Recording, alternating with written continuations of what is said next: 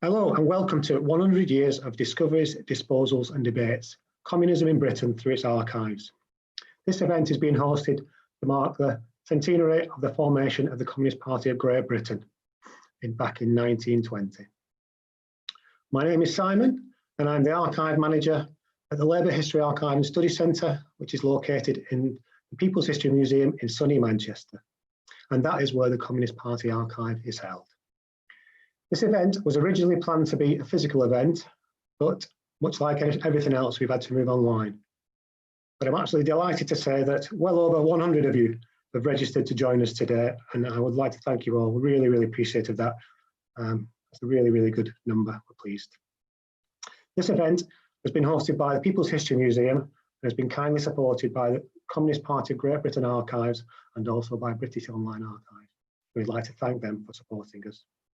This event will be recorded and we aim to put it on our People's History Museum YouTube channel for people to look at a later date. We've got a great lineup for you today. We've got 6 talks over 3 hours as the speakers discuss the challenges and opportunities faced by historians and researchers working with the Communist Party of Great Britain Archive.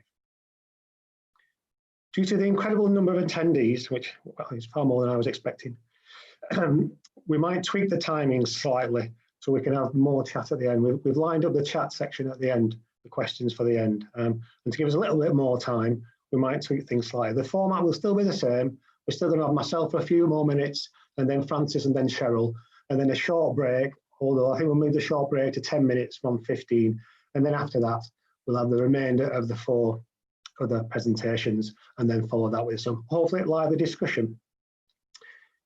You can pose questions throughout the event, and that's done through live chat and not through the live chat on YouTube. And that's not the comments section underneath the video, it's on the right-hand side. If you pop your question in there, then I'm going to collate the questions and ask as many as I can at the end. If Francis and Cheryl finish a little bit early, I might ask a few then also, but I think we'll have more time at the end. And if discussion is flowing, I think we can go to about 5:10 rather than 5 o'clock, but 5:10 would be the final point. But let's hope we have a bit of good discussion at the end. And just pop your questions in live chat anytime. If it's just an odd question, I might try and answer it myself in the chat box, but most questions will go to the presenters at the end. Right, I've just got a couple of little slides for you before I move on to Francis. So if I share my screen.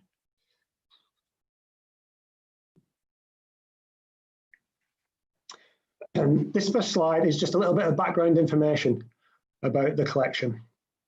The collection was deposited at the National Museum of Labour History, which later became People's History Museum in 1992. And then in 2010, it came with the rest of Labour History Archive and Study Centre collections over to the new building in Spinningfields, where it now lives in the new museum.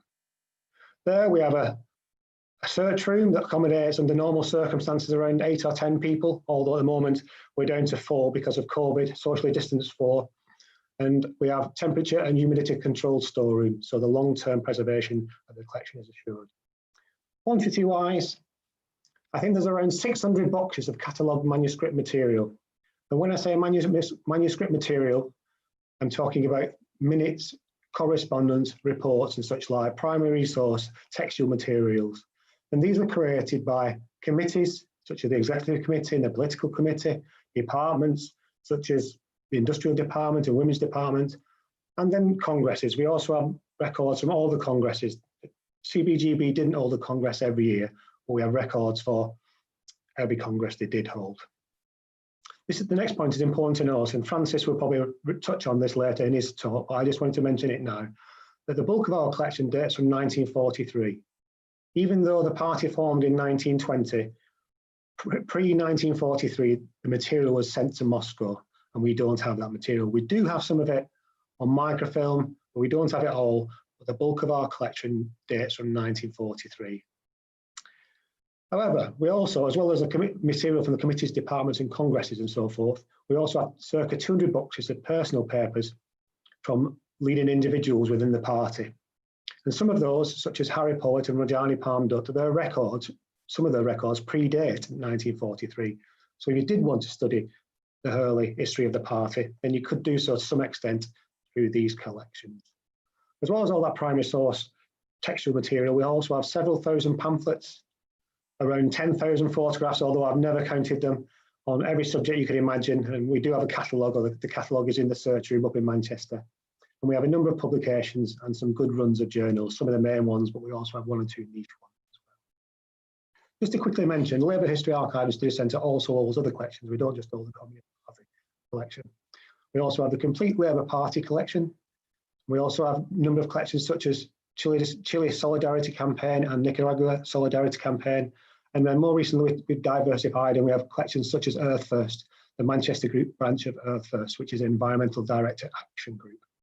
So that's a very brief overview of our collections. I've just got another slide somewhere. That's gone a bit wonky. Shall I best try share screening again?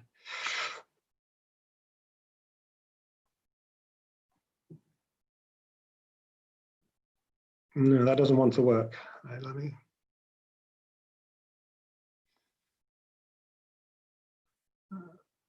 I'll just stop sharing that. I did have details of how to access the collection, and I'll try and come back to that at the end. Essentially, our collections are in two different places. Our catalogues are in two different places. You can search the collections through our website, and that's peopleshistory.museum.org.uk, and you can also search them through Discovery on TNA's Discovery. You can carry out keyword searches, and hopefully on there you'll find material. If you find material, please note down the reference numbers, and then you'll have to come to Manchester and view the material. To do that, please make an appointment. At the moment, we're asking for 1 week's notice on appointments due to COVID. We need to quarantine materials. So drop us an email. The email address is archive@phm.org.uk. Drop us an email saying when you want to come, what you want to see.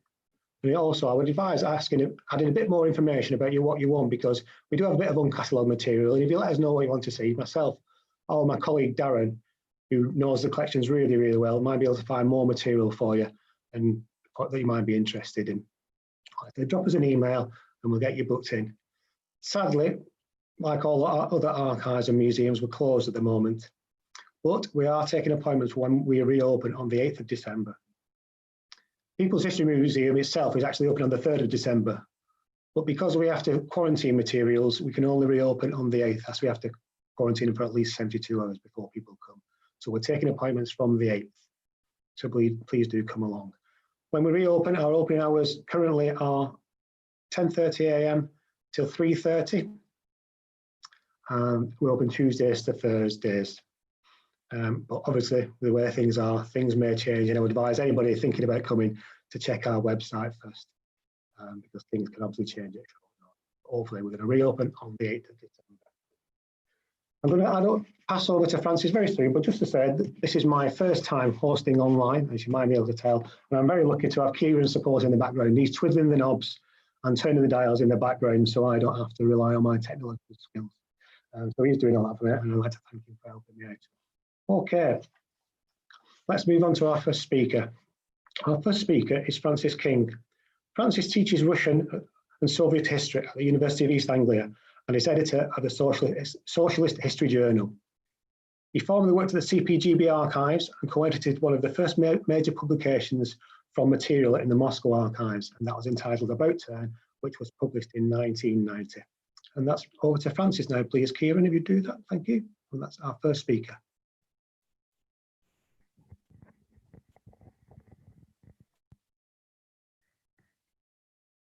Okay. Good afternoon, everybody. Yeah, I'm going to talk about the prehistory of the CPGB collection, which is now housed at the Labour History Archive and Study Centre. And there are two possibly surprising facts about the Communist Party. One, it never actually originally intended to have an archive. And two, throughout its existence, it never had a coherent and obligatory records management policy for all party bodies, central and local. Now, the original aversion to having an archive is easy to explain. Until World War II, the Communist Party headquarters at King Street was periodically raided by a special branch, who would carry away anything potentially incriminating. So it made sense not to keep detailed records on the premises.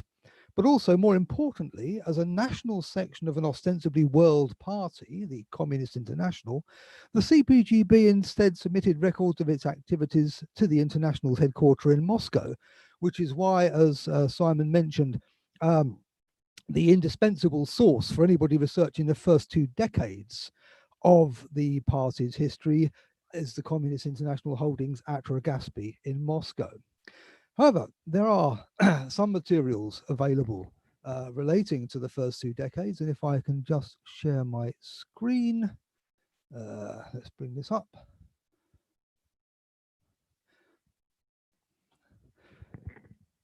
Yeah, a lot of the archival material that we did have relating to the first 2 decades were personal deposits of papers from leading comrades such as Wal Hannington, Willie Gallagher in the centre there, Rajani Palm Dutt top right, or Harry Pollitt bottom right. Kevin will say more about the Rajani Palm Dutt, but they had their own personal paper collections. It was often the thing to leave your papers to the party, whatever that meant, to the party, and the party headquarters had to sort it out.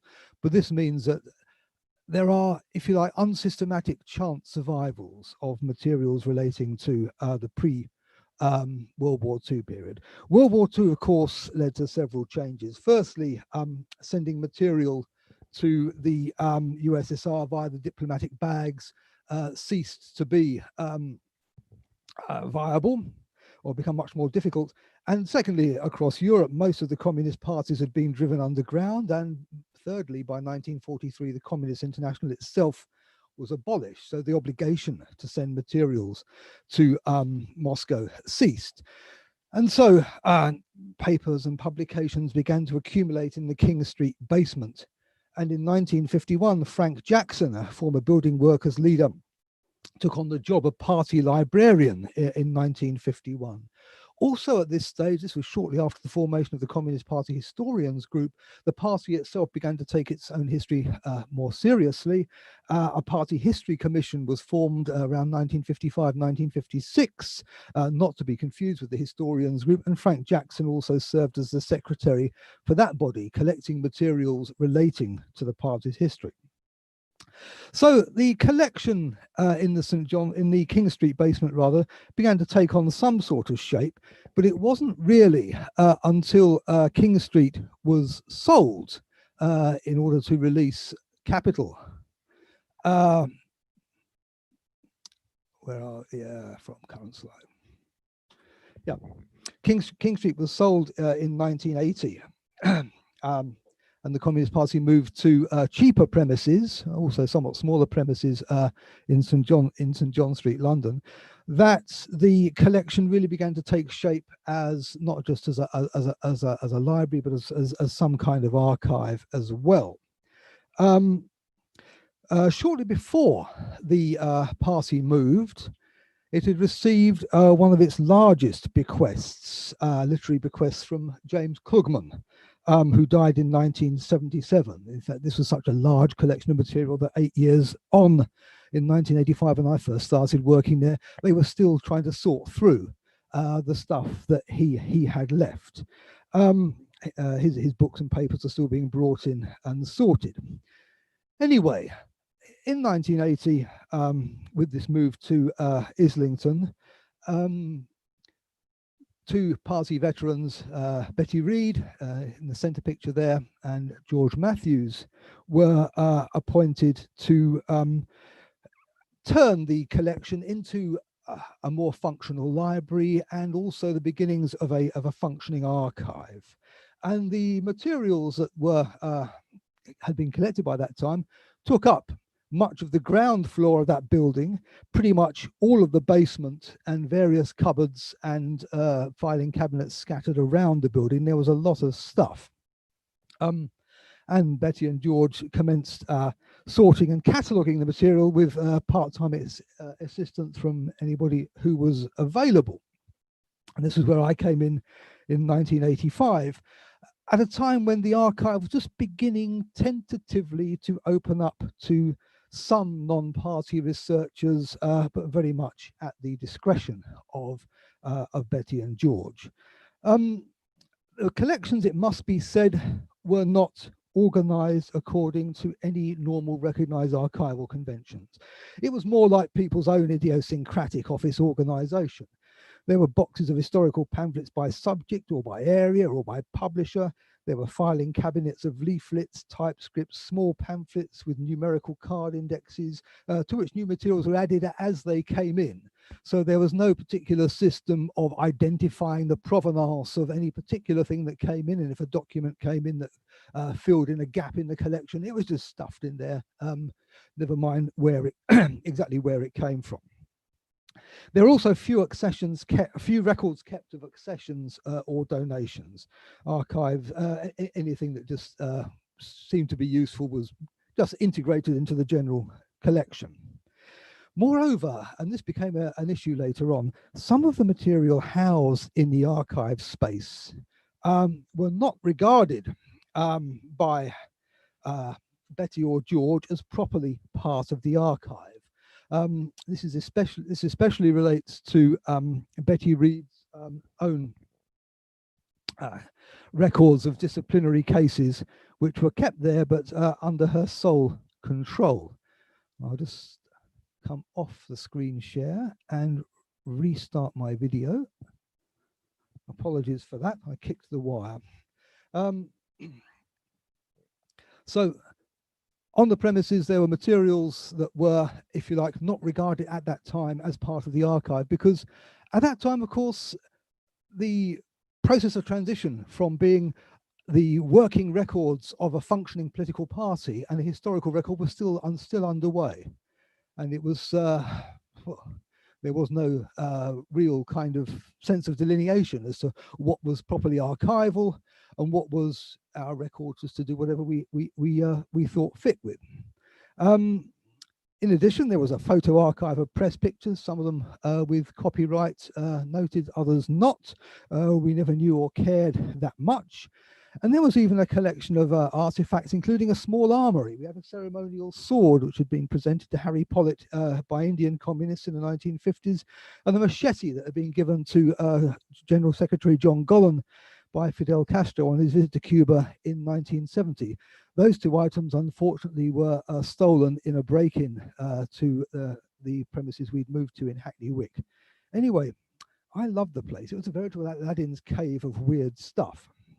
And new stuff kept coming in all the time. The time I was working there, I worked there from 1985 through to 1995, because as the parent party disintegrated in the late 1980s and finally abolished itself at the end of 1991, more and more people, former party organizations, were sending their material to us to be sorted for the archive.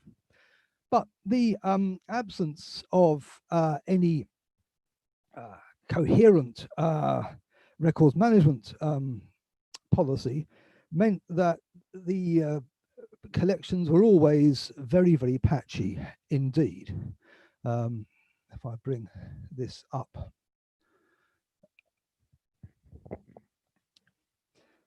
So on the one hand, it could be quite surprising some of the things we did have, and on the other hand, it was also quite surprising some of the things we didn't have. It wasn't, a particular example would be the party's industrial department, which is one of the things that interests researchers most, but because of the somewhat informal way that it sometimes organized its activities, there was very little kept on paper relative to other departments. It wasn't really until the CPGB's dissolution in 1991, when the archive had already relocated to the book wholesaler warehouse of Central Books in East London, that an overall policy developed that locally produced records should go to local record offices if they'd have them, otherwise to the main party archive.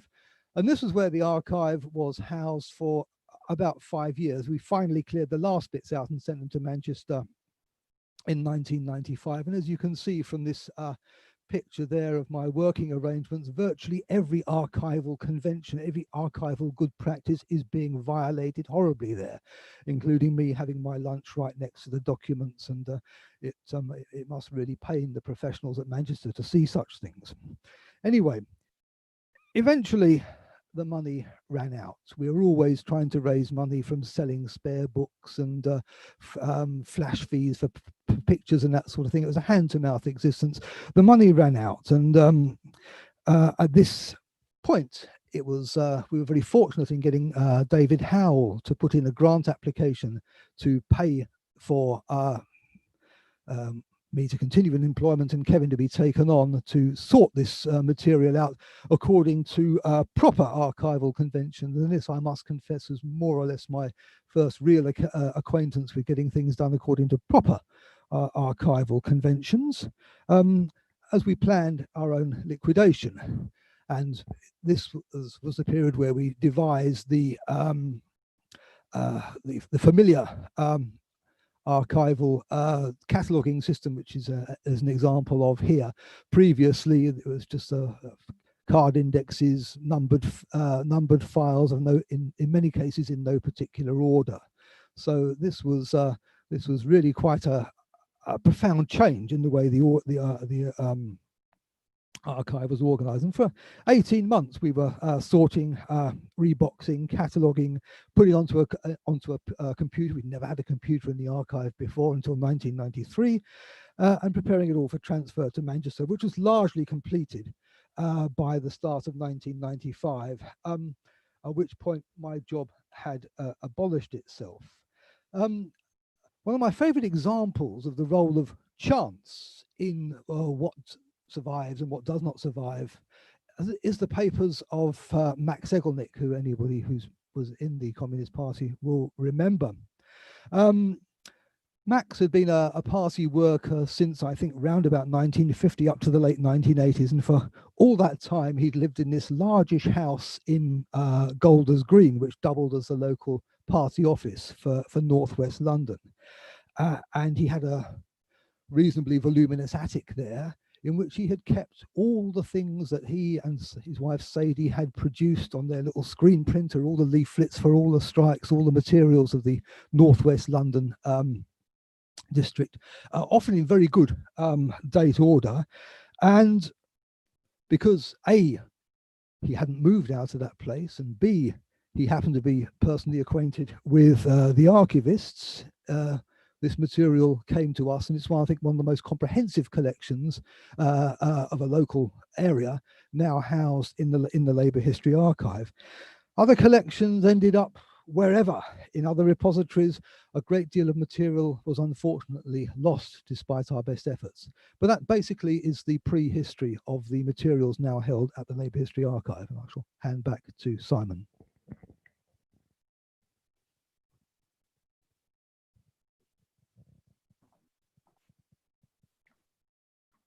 That was fantastic, Francis. Thank you very much. Well, I have to say that I learned absolutely loads there. I haven't been in the job too long, probably about 18 months, and the last 8 months has been somewhat fractured because of COVID. And it's really, really interesting to learn about the history of the collections. Little bits I knew, there was certainly lots I didn't. And I have to say, that was a fantastic photograph of you having your lunch. I don't do that up in Manchester. I definitely wouldn't do that. The Conservatives would definitely tell me off. Brilliant talk. Okay. Right, we follow up, Francis, with Cheryl. Next, so Cheryl has a PhD from the University of Salford on flying the red flag, communists in the National Union of Mine Workers 1945 to 1985. And she has published articles in journals and edited collections including Capital and Class and British Politics. And I'm very much looking forward to hearing Cheryl speak. Okay, Kieran, if you take us over to Cheryl, that would be great.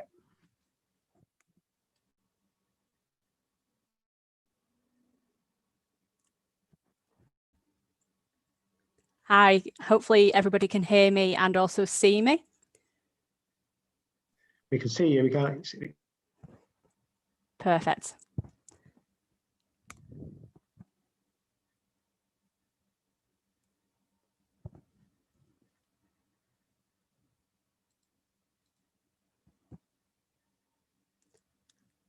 Can everybody hear me there?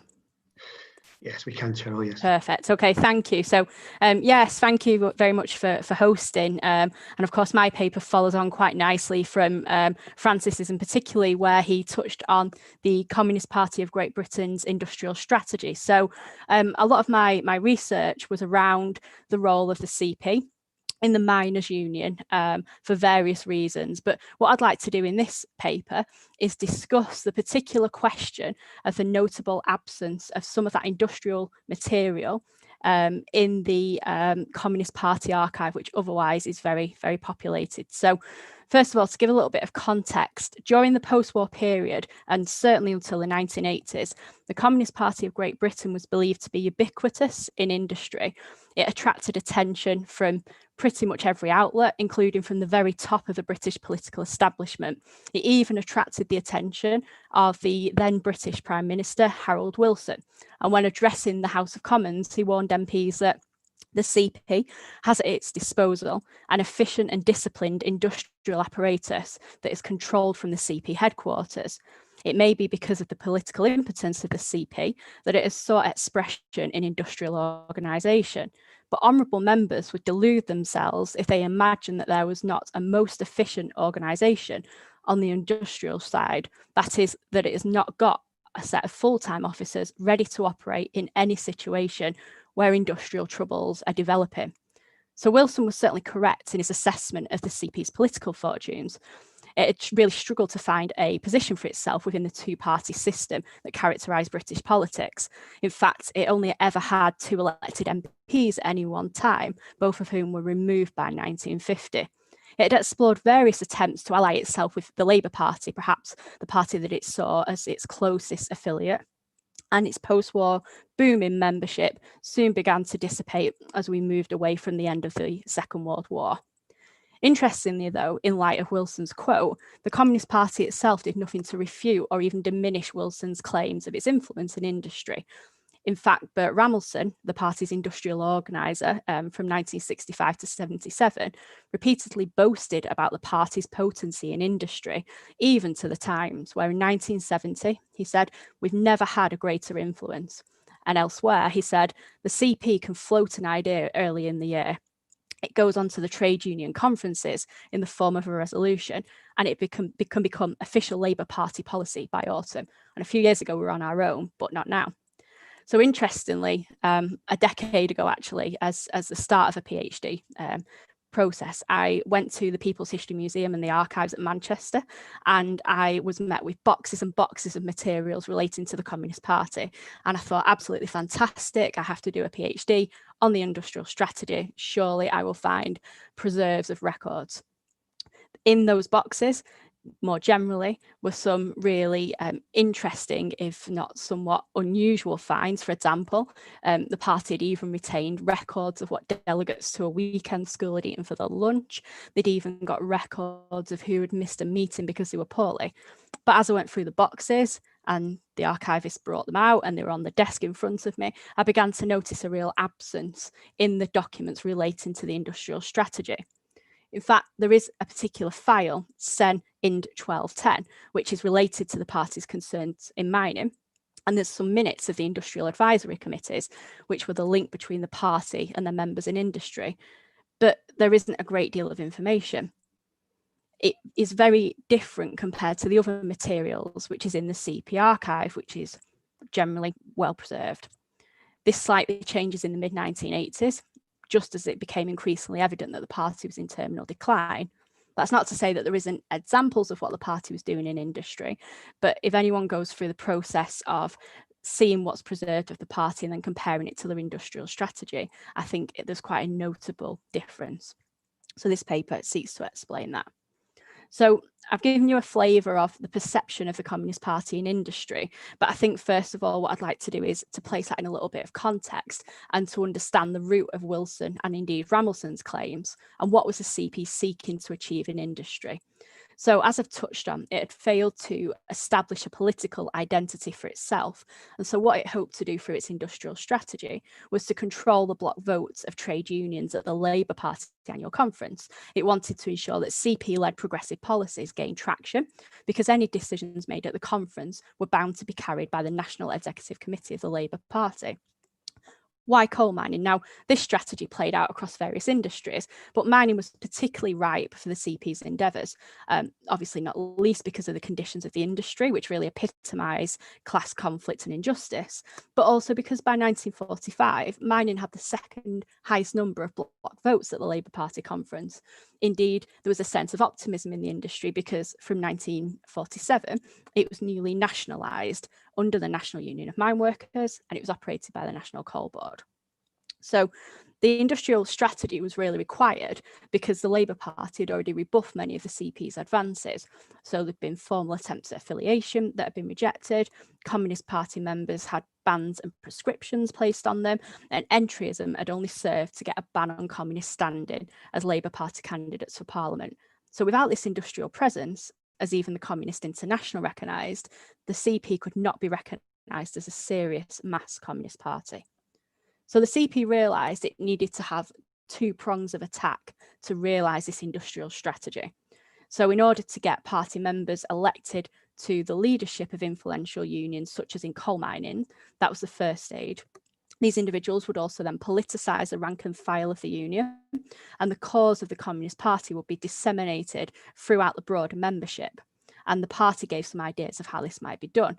So, for example, they said that perhaps the communist worker could read the party's newspaper, the Daily Worker, or they could maybe take in one of the many leaflets that the party produced, which could be sold to curious workmates, or perhaps potentially it could just be read over dinner. And of course, it was expected that communists who were trade union officials would, by the nature of their position, be fighting on the bread and butter issues that were important to workers, whether or not this was wrapped up in the ultimate political message of the party itself. One of the key ways that the party envisaged its industrial strategy really working and gaining ground was around the issue of wage militancy. So agitating on pay and of course conditions, and this would obviously interlink quite nicely with the natural role of a trade union leader. So thinking about our overarching point, where are all the documents that show the nuances and interventions, the planning and the challenges of achieving this? In short, they generally aren't there. Is it because it was secretive and clandestine? No. In short, there is nothing to suggest that the CP was shy about its intentions. In fact, in 1959, one of its own published documents noted that the CP does not deny it endeavours to influence the policy of the trade unions. Its efforts were noticed by the Trade Union Congress, who in 1949 noted that the so-called intellectuals of the CP regard trade unions as being instruments for the development of mass struggle to be used as means of seizing political power. Vic Feather, the future secretary of the TUC, also observed how communists at one union branch wasted enough time so that the last bus was about to leave, which meant that most of the delegates left and a communist was elected. So there was nothing secret about this strategy. That doesn't explain why those documents aren't there. But there was no need for the strategy to be secret either. There was a clear understanding, I think, amongst trade unionists and people working in mining, for example, that the trade union leaders who were communists were representing them as a trade unionist. So, for example, Willie Pearson, a miner in the Durham area, was able to give credit where credit is due to the communist trade unionists that led his union. And he was able to separate those communists that he worked with from those in the dictatorship of the Soviet Union, as identifying the ones that he knew as very disciplined in our movement, and they have worked for many years in fighting the cause of the worker. So we can see that there's a clear separation of communist identity amongst the non-communist rank and file of trade unions in the main. But it wasn't just non-communists who were able to draw this distinction. Communists in the NUM and in other trade unions firmly prioritised their union role over party membership. So Will Painter, who was the Communist General Secretary of the NUM, described how he dealt with any conflicts between his party affiliation and his union role by saying that he acted as a communist who has accepted that his primary obligation is to the interest of the union and its members. Painter's predecessor, Arthur Horner, said that nobody suggested, or indeed could suggest, that my membership of the CP meant I went to the party for my instructions or consulted on them with matters concerning the union. And in fact, even when communist trade unions left the party, for example, Bert Wynne in Derbyshire, there was barely any change in his trade union work, and he continued to work well with fellow trade union leaders who were still in the party. So certainly some of this was down to the interplay between being a communist and being a trade unionist. Obviously, there's a natural overlap of issues around wages, conditions, and so on. Some of it may have been down to practicality also. It was not the party who put those trade union leaders in their posts.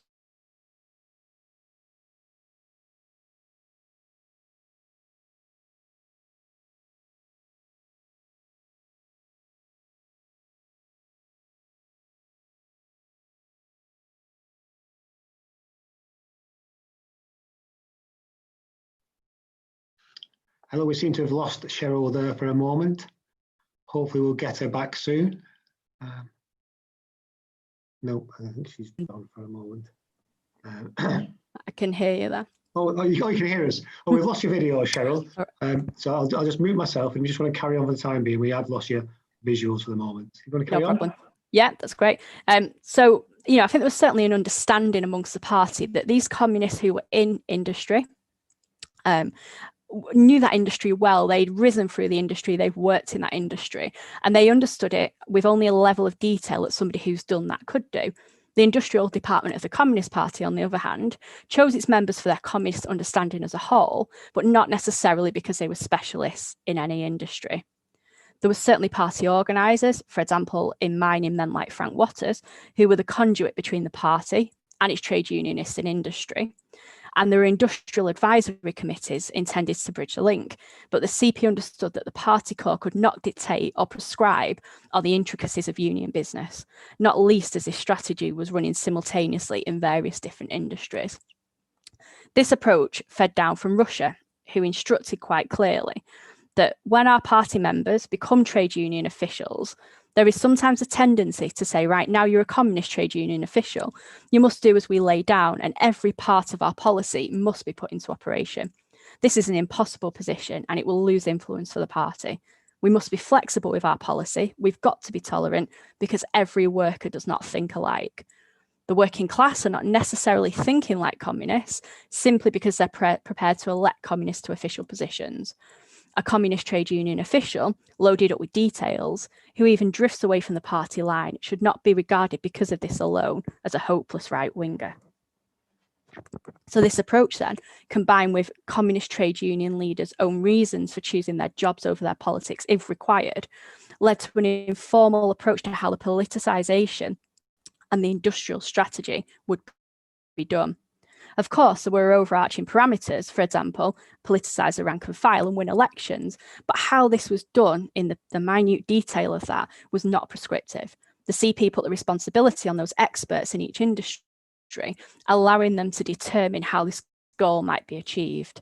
This strategy was running across various unions all at the same time, each with their own nuances, and it would not have been possible to prescribe high level of details for each individual union. Now, this isn't to say that the CP didn't keep a keen eye on how this work was getting on. Of course, it monitored. And in the archives, the org files contain a much higher level of detail than the IND files. But this is quantifiable details that could be easily collated by the CP. For example, the number of branch members, how many new recruits they had, so on. What was less quantifiable, indeed what was less tangible, were the contents of the IND file, and that's because the dynamics between the CP, its industrial organisers, and communist trade unions was informal and not didactic. There was latitude, and indeed, of course, many conversations may not have been recorded. In fact, the Industrial Advisory Committee for Mining was held in Frank Waters' dining room. Of course, we could say that these communists and the party wanted to downplay their hand in union business, particularly around the height of the Cold War. But we've seen examples where other miners who weren't communists, for example, were able to separate these identities. And we also see examples of communist trade unionists not following the party line in the NUM and the CP letting this go. So wage militancy, the crux of the party's industrial strategy for politicising the workers, and the idea that the rank and file could be politicised through the wage struggle, didn't always make it into practice. So Arthur Horner and Abe Moffat, another prominent communist mining leader, both publicised documents for the CP criticising wage restraint and the idea that wages were held back. But around the same time, within the NUM, both Horner and Moffat accepted the TUC's recommendation that the government's policy of wage restraint should be accepted on the grounds of the post-war economic position of the country. In 1958, Painter even withdrew his wage claim at the NUM annual conference as forces raged against the trade union movement.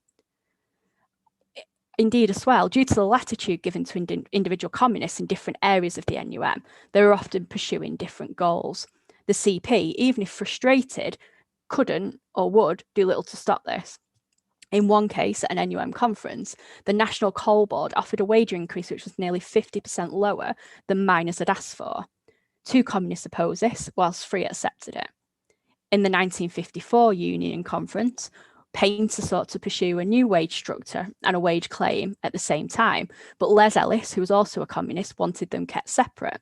Jack Dunn, another CP member, pursued a wage increase, while Horner chose the primacy of the wage structure over the pay award. Peter Kerrigan, the party's then industrial organiser, wanted Horner to lay off the wage structure question, but Horner disregarded this, and there's no consequences, there's no evidence of any problem. A similar example occurred in August 1951. Moffat dissuaded miners from striking, much to the irritation of the CP, but again, there was no action. Of course, why would there be? The party had already made its position clear that where conflict occurs, the union matter would always win. So it's not just around wage militancy where there was division because of a lack of party clear instruction. The other section of the CP's industrial strategy rested on the election of communist officials. But in that area too, the party didn't impose specific instructions. We saw examples of where this caused problems. So for example, the 1960 presidential election in the miners' union, there was a lack of clear direction from the CP core, and so that ended with multiple communists standing against each other. The miners' union had a transferable vote system, which meant that voters effectively ranked the preferences, and those with the lowest vote were gradually eliminated and votes were transferred across. This position meant that non-communists triumphed, and Sid Ford, who wasn't a member of the party, won the election. The party didn't appear to change or to even kind of have an opinion on this. And by 1961, there's another election, this time in the Yorkshire area for the vice presidency of the NUM. And we have the situation again where two communists stand, divided the vote with the left. Sam Buller, a non-communist, wins the position.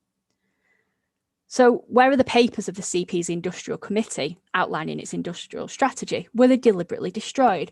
Potentially, of course, this could have happened in the Cold War period, perhaps. But it seems strange because the party was continually open about its attempts to influence industry at this time. It published pamphlets. It was open. It didn't give any instruction that members should try and hide their intentions in unions. We've seen examples of trade unions who were able to leave the party, or they were in the party and they were treated pretty much the same. So if there was an issue with the broader political settlement at that time in the Cold War, we might not kind of see that collaborative approach coming through quite so strongly. Indeed, by the late 60s and early 70s, the CP is pretty much boasting about its success in its industrial interventions, as we saw with the Ramelson quote at the beginning. So why would it hide the evidence? In addition, we've got a wealth of evidence, even from Russia, from the memoirs and documents of key party people, to continually claim that union duty always took primacy over the party line, and as such there could be no prescriptive instructions. So why would these materials survive, but not the materials of the industrial strategy? We've seen examples where communists in the NUM appeared to vote against wage militancy and stood candidates from different areas of the NUM against one another, splitting the left's vote. With all this going on, why deliberately destroy the evidence? Another theory, did they just forget to record it? Was it just not documented very well? Potentially to an extent with some of it. For example, the informality of some of these relationships, the fact that some of these key meetings took place in Watters's dining room, for example. There probably wasn't a minute taker there. But if you go and look in the archives and the wealth of documents that are there, you'll see the level of detail that is preserved about the party generally, including some of those rather trivial examples I gave at the beginning. So the relationship was such that unlike with some of the org files, which dealt with the numerical achievements or the failures, where the party was losing members, where branches were growing and so on, there was little coming out of the party centre to record in terms of the prescriptive industrial strategy and exactly how this should be rolled out in the miners' union. And this was because, as we've seen, the approach was to allow autonomy and not to force communist trade unionists to choose between their party or their job. And I think it's fair to say that the CP probably knew who would win in that situation. The party throughout this period was continually losing members. And the last thing that it wanted to do was lose its cohort in industry, because it was forcing them to choose between keeping the party card or effectively paying their bills. The fact that more papers from the 1980s seem to exist kind of seems to further support this argument. So previously, before the party became divided between the neo-Gramscian and traditional divides, it believed that its industrial strategy had worked. We've seen evidence of that with Gollan and with Ramelson, and there's various other examples I could have given. And as one communist mused, why do people elect us at work but nowhere else? Well, the answer was that in most cases, a vote for the communist in your local union was not necessarily an endorsement of the party. So communists, largely shaped by their politics and helped by the overlap in the day-to-day issues of workers in industrial Britain, made good trade unionists who happened to be communists. And as I said at the beginning, the CP was believed to be potent in industry, even by Wilson, and it encouraged this. Now, why would it not? For it hardly had an electoral presence to boast of. But by the 1980s, this was very different. Industrial Britain was on the decline, and the CP was joined by a whole host of other left-wing organisations who were fighting on issues broader than class. So perhaps it needed to be more didactic, more prescriptive, as it strung and tried to hold on to what it believed was a cornerstone of its existence and its success. But this was not to be, and despite its apparent ubiquity in unions, as the miners' strike of 1984 to 85 appeared to epitomise the terminal decline of Britain's industry at the hand of Thatcherism, so too was it clear that the CP was increasingly void of any real role or influence. The extent to which the CP succeeded in achieving its industrial strategy is definitely a question for another day. But what's clear is that by the end of 1991, it was unable to find a new role for itself. And as one party member concluded at the 43rd Congress, which mulled over what to do with the British Communist Party, we failed miserably in recruitment to understand new conditions. We failed. So what does this mean for historians? The absence of materials doesn't mean that we can't study the CP's interventions in industry.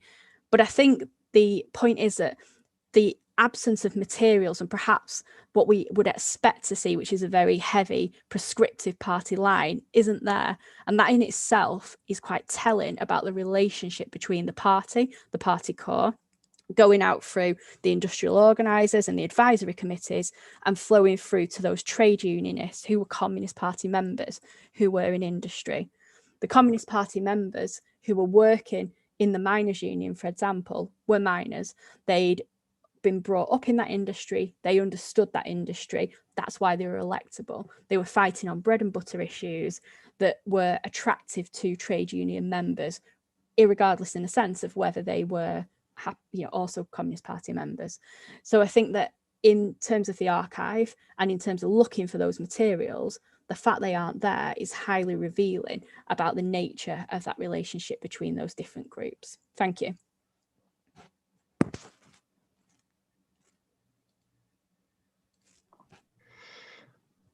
Well, that was brilliant, Cheryl. Thank you very much for that. Fantastic. I must say I've learned a fantastic amount. I mean, I'm so interested. But the lack of records can mean a certain thing. Brilliant. Okay, we finished a little bit early, so I think what we could do is if we take a break now, and then that'll leave us more time for chat at the end, if everyone's okay with that. We'll take a 10-minute break now. We'll come back at 3 and carry on with Kevin and the rest of the people. And then we'll have a good half an hour's chat at the end, which will be really, really useful. So I'll just share my screen now and we'll come back in 10 minutes. Thanks a lot, everyone.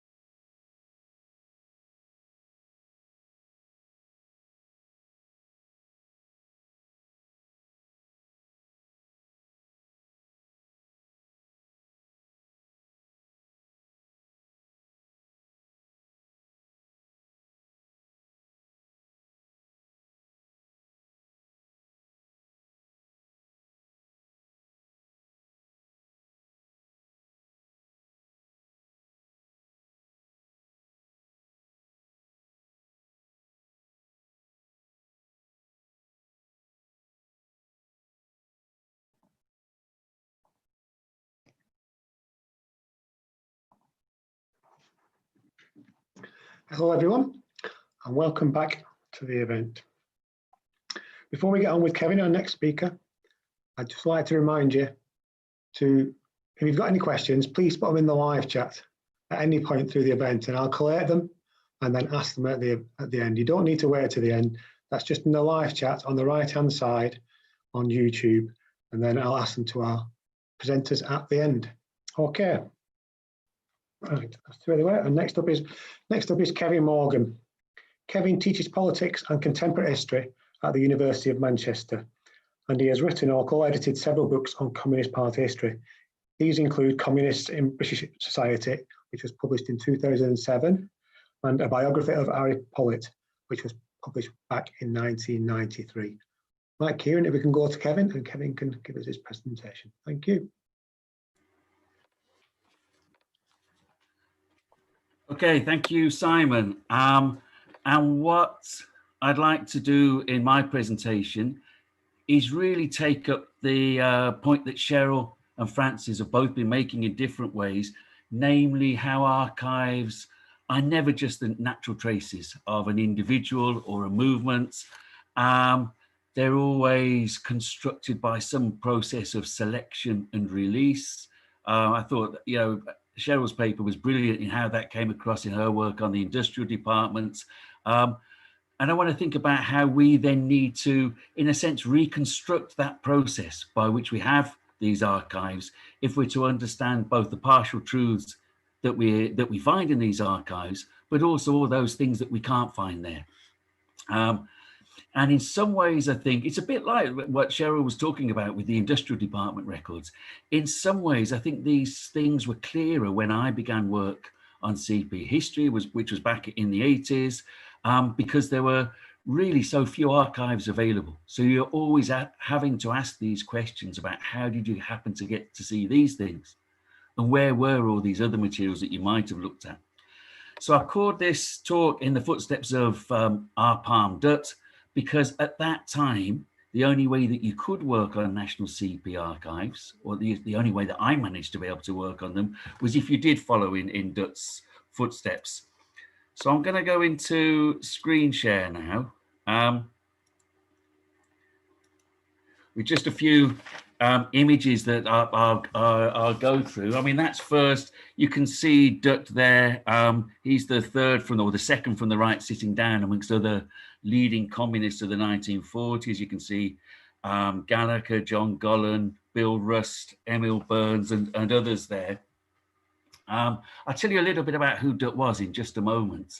But this, to take us on this following, you know, in Dutt's footsteps, this sort of archival trail that I found myself following over the years from the mid-80s, though I didn't know I was going to be doing that, and that finding different groups of Dutt's papers in different places. I'll take us through that trail and where these papers, you know, can still be found now. So it was interesting. Francis was talking about, you know, he obviously was working in the archives and was talking about how the archives were very much in this a stage of being developed in the 1980s. I came at it from a slightly different perspective because I was really trying to get in to see the archives, and I didn't necessarily know what those archives were or what I'd be able to find.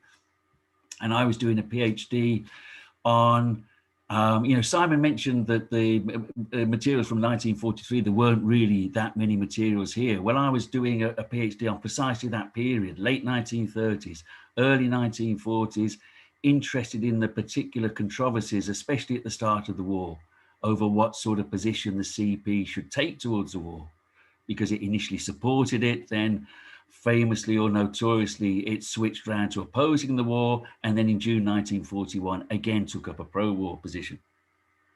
So I wrote to the archives in 1986, and I wish in a way that I'd known I could have written to Francis, because I think I would have got a different answer possibly from Francis. But the reply I got really was that the archives, they were particularly short on documentation for that period. I also asked about possible interviewees, and I was told the people directly involved in the events of that time are either dead or in such poor health that they wouldn't wish to be interviewed. So in other words, they weren't really encouraging me to delve that much deeper into these things. And if that didn't seem too helpful, of course, there was absolutely no chance at that time of using the files that we've heard about that are in the Comintern archives in Moscow. Even had I had the fair, which I didn't have, you wouldn't have got to see those either.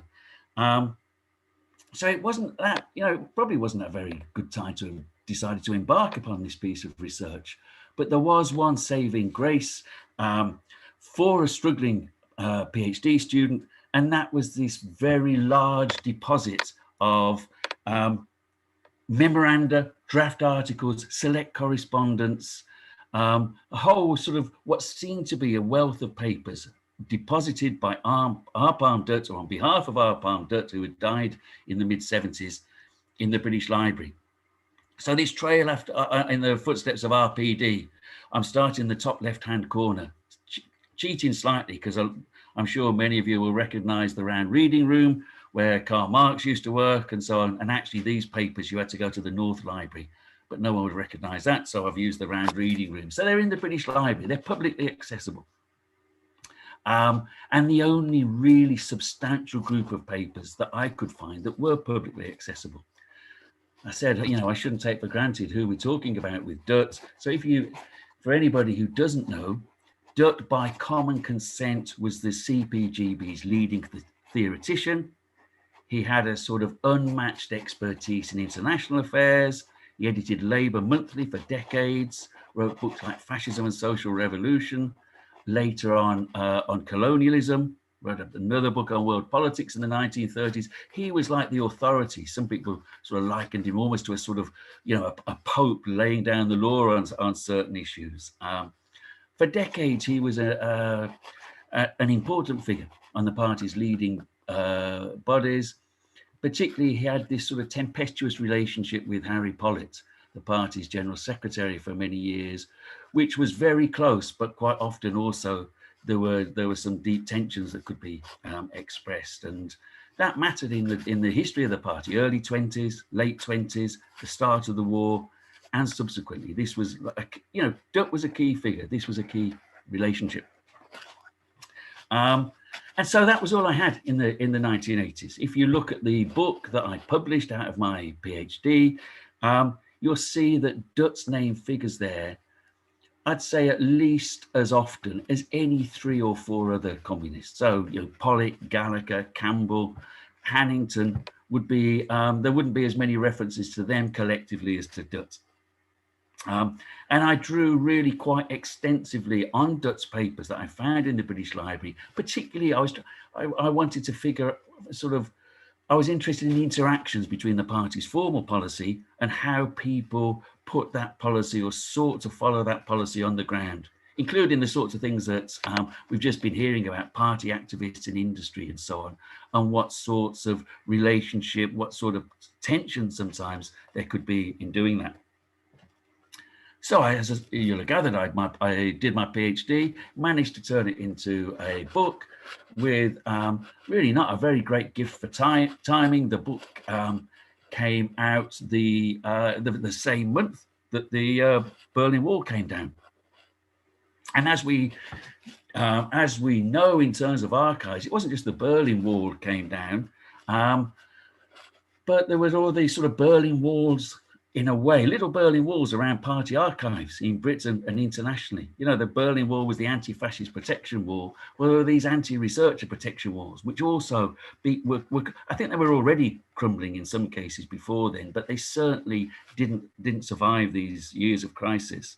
And therefore, there was this sense, I'm obviously dramatizing really, but there was this sense of a new archival landscape and new opportunities for pursuing CP history.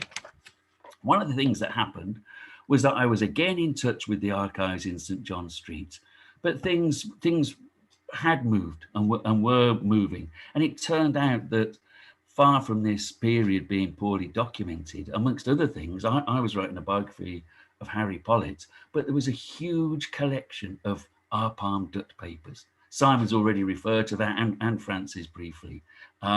really fantastically rich collection, far more interesting than the materials that had been allowed into public view in the 80s. And of course, you know, as I was working on those materials in the 80s, I knew that they'd been sifted. It was obvious that was the case. But I wasn't really expecting so many of these other papers to have survived for reasons of the sort that Francis was referring to. I was used to the idea that communists had not made a practice of retaining sensitive papers. And I just couldn't have imagined the wealth of correspondence, papers, personal logbooks, etc., that Dutt had retained. And so one of the things I mentioned, I was writing a biography of Harry Pollitt, and John Callaghan simultaneously was writing this the biography that he published more or less simultaneously on Dutt himself, because for the first time it was becoming possible to write properly documented biographies of communist figures like this. So in a sense, that felt like this was like a watershed moment for the researcher. I mean, obviously there was a bigger historical picture that one shouldn't overlook, but just in research terms.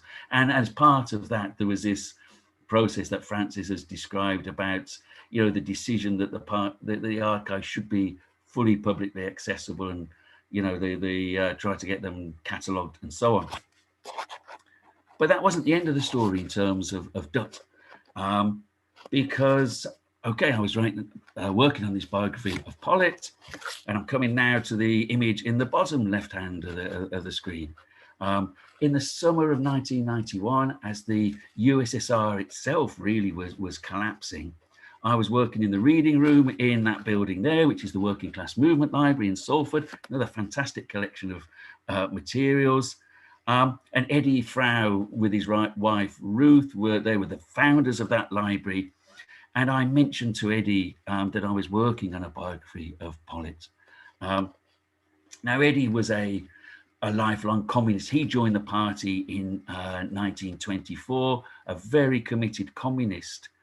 But you can see from some of the personal notes he's left, as well as the conversations that you might have had with him if you were lucky enough to in that period, Eddie was deeply troubled by the degeneration of the sorts of state that the USSR had become.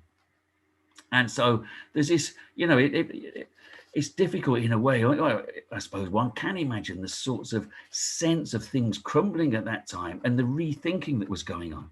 Anyway, one small example of this was that Eddie, I'm just sat there in the reading room and he's just disappeared, as he might have done, but he's gone upstairs to consult with Ruth, library's co-founder, and he comes down about 10 minutes later with this battered brown suitcase full of documents, the sort of thing of which archive rats like myself could only dream.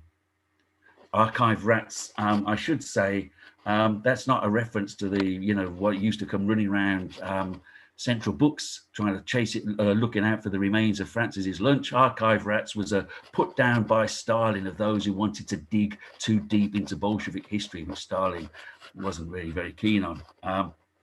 So this suitcase, and in it were those papers of Dutt's, so a third sort of cache of Dutt's papers that either Dutt himself or somebody on his behalf had felt were too sensitive to go to the party itself. Because remember, and in a sense it fits with the story that Francis was telling us, Dutt had, particularly after sort of the Prague Spring in '68, Dutt was at loggerheads with large sections of his party. Don't think had much confidence in these sort of Euro-communist elements who thought the party should be reflecting on its own past, trying to throw a new light on its own past, maybe look into the Italian Communist Party, where the archives had become accessible, and Paolo Spriano was trying to write a more critical history of the party. Well, Dutt really, you know, he wasn't interested in any of those things at all. So these papers he had entrusted to John Mahon, who was a party loyalist and a party stalwart, who he felt he could be trusted with these documents. And he had then passed them on to Eddie Friel, or the Fraus, with really, I mean, they were left knowing what are they meant to do with them. Don't do anything with these until directed otherwise. Well, Mahon and Dutt lots of others had passed on by 91. And so it was in those circumstances that I got to see these materials, which were, why had they been kept apart from the others? Because they in some cases, because they may have been very personal in nature, because some of the documents are, but because they gave you a sort of inside story of particularly the earliest years of the CP, when Pollitt and Dutt were working very closely together, along with Salmi Pekala, so later Salmi, Dutt's future wife, and the sort of nucleus they form within the Communist Party. For whatever reason, this wasn't a story that they had wanted to be told, and there's material going on through into the 20s and into the mid-30s there. So that was the third group of papers. But there's also the fourth image there, because at the same time, as well as what's happening with the party archives in this country, of course, you know, people talk about the sort of opening of the archives, of the archival revolution and so on, that, you know, that there's suddenly, unlike in the 1980s, where perhaps for understandable reasons, there wasn't such an interest in the history of communist parties. Suddenly there seem to be all these materials available. Archives are opening up, and all sorts of people are going to find these materials. And that image in the bottom right-hand corner, that's the former Marx Engels Lenin Institute in Moscow, where Francis mentioned Regaspi. That's where the Comintern archives are. And they include, just in terms of the files on the CPGB, there's 1,000 or more files on the party itself, to say nothing of files on individuals or on movements with which the CP was associated, things like the international brigades and so on. So there's just a huge resource there. And I first went there in the summer of 95.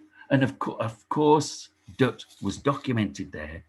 But the other thing that was interesting about that is there's this huge proliferation of stenograms, correspondence reports, these 1,000 or more files from the years with which I'd associated Dutt. But Dutt doesn't stand out from those files nearly as much as I would have expected that he had. I mean, Andrew Thorpe, who uses those archives as well at the same period, he makes that point in his book on the CPGB in Moscow. So that in a sense, one is completely, the archival landscape is changing, and one's perception of who are the key actors, which are the key moments, that is also changing to some extent with the archives. I'll come back to that point just before I finish, but I suppose one obvious question is why somebody like Dutt, why are his papers surviving and not those of so many others? And partly, I think it might be a question of the type of personality and the type of communist that Dutt was. Quite a few communists didn't really like Dutt that much.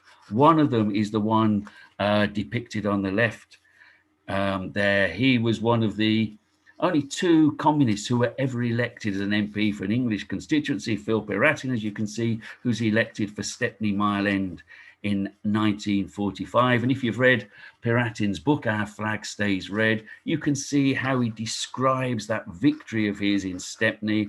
There's also election of a significant group on Stepney Council. You know, it's the fruits of grassroots activism going back many years, including things like Cable Street and so on, back into the 1930s, the anti-fascist mobilizations. So he was a practical-minded activist. I interviewed Piratin in the late 80s also, and he didn't like Dutt. He thought he was the complete opposite of a practical man. Piratin, you'll hardly find that he's made a contribution on day-to-day practical questions. He stood far afield or above and beyond diagonally. So how does this relate to this question of, you know, what sort of person do we have to keep these papers of? Piratin tells the story of how when he's elected in 1945, he goes down to King Street and he wants to, he sees himself as a relatively junior person. He wants to consult with somebody on his maiden parliamentary speech. And the only person he can find is Dutt. And Dutt, you can see the image, that's a characteristic of Dutt on the right, especially with the map of world communism on behind him. And there was the sense of Dutt that he perhaps was better orientated towards world communism sometimes than he might have been to communism in a place like Stepney. That would have been Peratin's view anyway. So Dutt's advice on this his maiden parliamentary speech, were that he should try and bring in the world picture. Peratin told me he's got to mention Santo Domingo and Uruguay, which I think we can assume is an exaggeration, but nevertheless, and we've only got Peratin's word for it. There's no document of Dutt's advice. But what Peratin told me, which I thought was illuminating about Dutt, was that Peratin totally ignored the advice he was given. And Peratin then just went on and made a speech about Stepney and probably the need for better housing and so on. But Dutt never then followed it up. He didn't have a problem with the fact that they spent an hour together and then Peratin just completely ignored that. Why? Peratin's explanation. Dutt, he got up my nose, he'd no sense of modesty. What's more important from my point of view as a communist, had no sense of collectivity. And I think there'll be 2 points that I would make about that. The first is, because with Peratin, we know there's problems with oral history. Can we depend on Peratin's recollection? I think we probably can, because although that was an encounter between them at King Street, in Dutt's papers in the British Library, there is a 5-page memorandum that he sent on a by-election in Aberdeen several years earlier in 1928, where the CP actually did quite well. It was one of the first seats, if not the first, I think, when it went into a policy of independent leadership, putting up candidates against the Labour Party, which it did in the late 20s and early 30s, and got about 13% of the vote. And Dutt sends this 5-page memorandum on an election address, which is less than 5 pages. And it's completely on my sort of pencil notes on it, I've described it as a characteristic piece of Duttery. That was me in the 80s. Dutt, the international character of the struggle isn't brought out save incidentally and incompletely in the party's detailed demands. There is no indication that this struggle is part of a world struggle aiming at the international victory of the working class. This national limitation of the struggle represents, in fact, a concession to Labour and Fabian ideology. Now, I've no idea, because we can't possibly know now, had Dutt been able to write the election address, would the party in North Aberdeen have got more votes or not so many? We don't know. We could probably guess, actually. But I think what is interesting about Dutt, think of 2 things. Think about that North Aberdeen by-election. That's one of the very few documents that we have. Peratin says he has no sense of collectivity. There's a process of self-documentation to a huge extent. These dominance of Dutt's archival legacy. Lots of the papers that we rely on for party history from that period here, not the ones that went to Moscow, really they emanate from Dutt. And so Dutt, there was this process of self-documentation, the rightness of Raji Palm Dutt in the view of history and the coming revolution that he's anticipating. And I found it interesting. I mean, reflecting on this as Francis was talking, because of this intense surveillance of the party that we know about, there are sorts of questions about how and why and where he was keeping these materials. Somebody else I interviewed at that time is a man called Jimmy Friel, who was the Daily Worker's cartoonist, Gabriel, and he describes going into King Street in the early years of the war and a sort of midnight flit to take boxes of material away because of the exposure of the party to surveillance. So there's an interesting question. While there are those party comrades who thought dispose of materials that could be compromising or used or whatever, and Dutt was a hoarder, which is quite interesting in terms of the culture of the party. And there's just another point that I would make is the difference between 1928 and 1945, because that raises a bigger question about how we use archives. For that, episode in 1945, we're solely reliant on Phil Piratin having told us that story. It's not documented anywhere. For 1928, we've got this 5-page memorandum. And something I didn't mention about Dutt, but he, between the mid-1920s and the mid-1930s, he's not living in this country at all. He's contributing to the party's leading bodies, really essentially through written documents. He's in Brussels. And so all of Dutt's interventions are documented in this exhaustive way because they're made in written form. Pollitt refers to them at one point scathingly as Raj's letters from afar. But so, in a sense, that ties with what we've just been hearing about in terms of the industrial departments. There's all these discussions that may be going on in King Street amongst party comrades that we have to have a sense that they're happening, but we can't reconstruct them in the same way. But if we're just led by the archives, we've got these long memoranda by R. Palm Dutt that may or may not have been read as attentively as he would have liked. And so, in a sense, they serve as a reminder. I'm just going to try to find a watch to check how I am for time.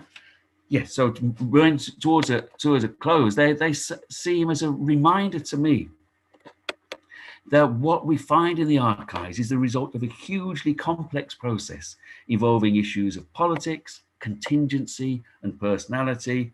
And that means continuously asking questions about the partial and positioned character of these archives. And I'll just close with a final example because it also links it to what Francis was saying at the start. So he was talking about, in a sense, this sense of history and controversy around history developing within the Communist Party itself in the same period. And I think and it absolutely was, obviously, and in a sense, having those archives and the preservation of some of these materials results from that. The image on the screen there, that's the book that was produced out of a day event organized by the Communist Party history group in 1979, 40th anniversary. In a sense, interested in just the same questions that I was going to be interested in, this, particularly the issue of the party's changes of line at the beginning of the war. And the person you can see on the right was somebody, a man called Sam Russell, who was closely involved in the party in that period and subsequently he'd fought in Spain in 1939. He interviewed Maurice Thorez, the General Secretary of the French Communist Party, who decamped from the French army. Sam was playing a role in terms of, I suppose, international liaison, or at least he describes at this event in 1939 how he recalled having seen this stenogram of this controversy that actually he recalls with in as much as he can recall it with amazing accuracy, and says somewhere there is a document that we ought to be looking out for that will tell us, that will settle these questions about the party's change at the beginning of the war. And eventually, of course, we find that document as part of this sort of archival revolution or whatever it was we talk about later in the decade. But the interesting thing, what are they having to do in 1979 is exactly, and I suppose what I was also trying to do, you haven't got those documents. In the 5 years it took between having that event and getting it published by Lawrence and Wishart in 1984, the sorts of materials that we now know are in the Dutt papers and are in the Pollitt papers that would help to illuminate them. None of those had surfaced in this period.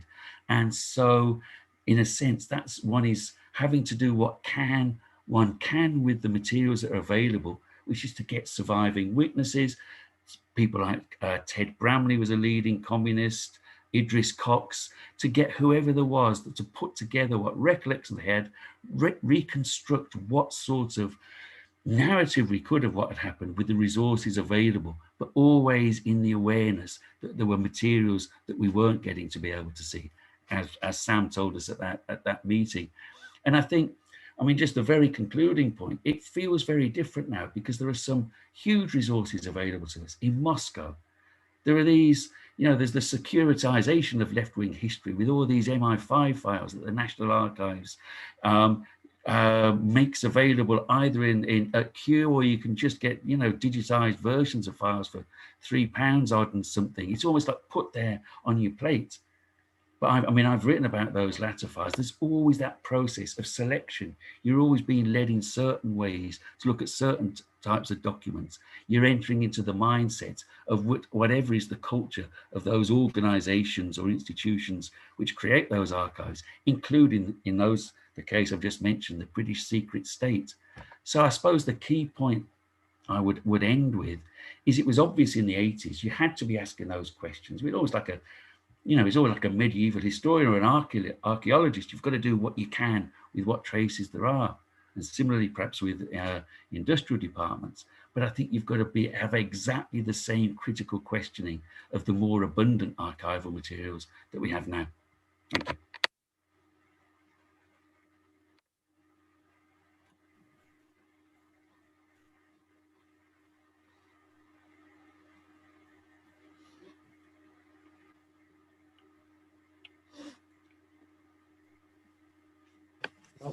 That was brilliant, Kevin. Absolutely fascinating. Really, really good. And a perfect example of really of the opportunities and challenges faced by historians and researchers using archives. Little Berlin walls coming down. I like that phrase. Superb. Okay, we got some questions come through and we'll ask those at the end. But first, we'll move on to our next speaker. Our next speaker is Evan Smith. Evan is a visiting fellow at Flinders University in Australia and is the author of British Communism and the Politics of Race. He's also the co-editor of 2 collections on the British far left. That was Against the Grain, published in 2014, and Waiting for the Revolution, published in 2019. So over to Evan, please, Kieran. All right. So let's just see if I can get this PowerPoint.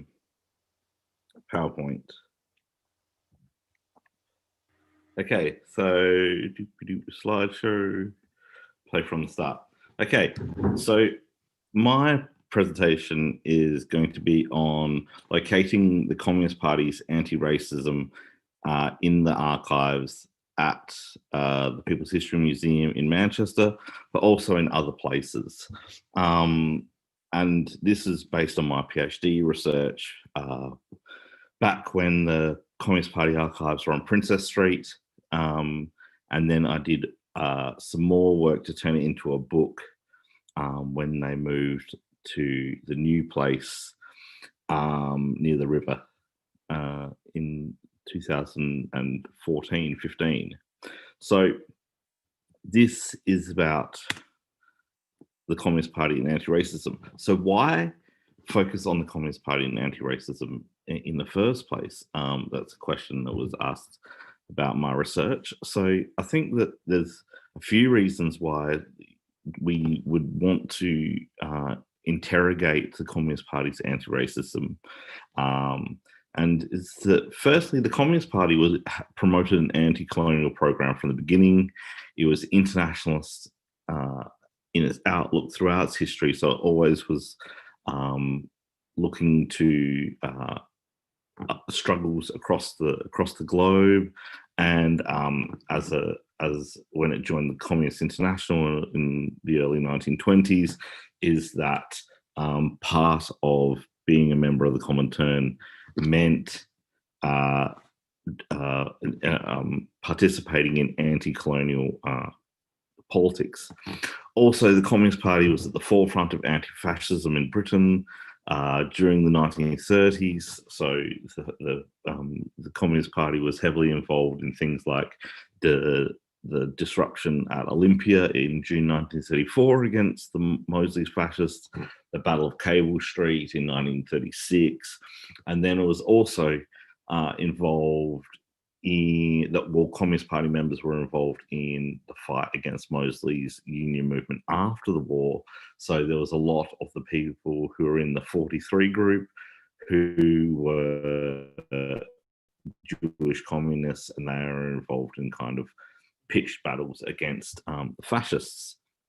And also in the period that my book and thesis looked at is that the Communist Party was one of the first groups within the British Labour movement to defend migrant rights in the post-war period and campaigned against racial discrimination.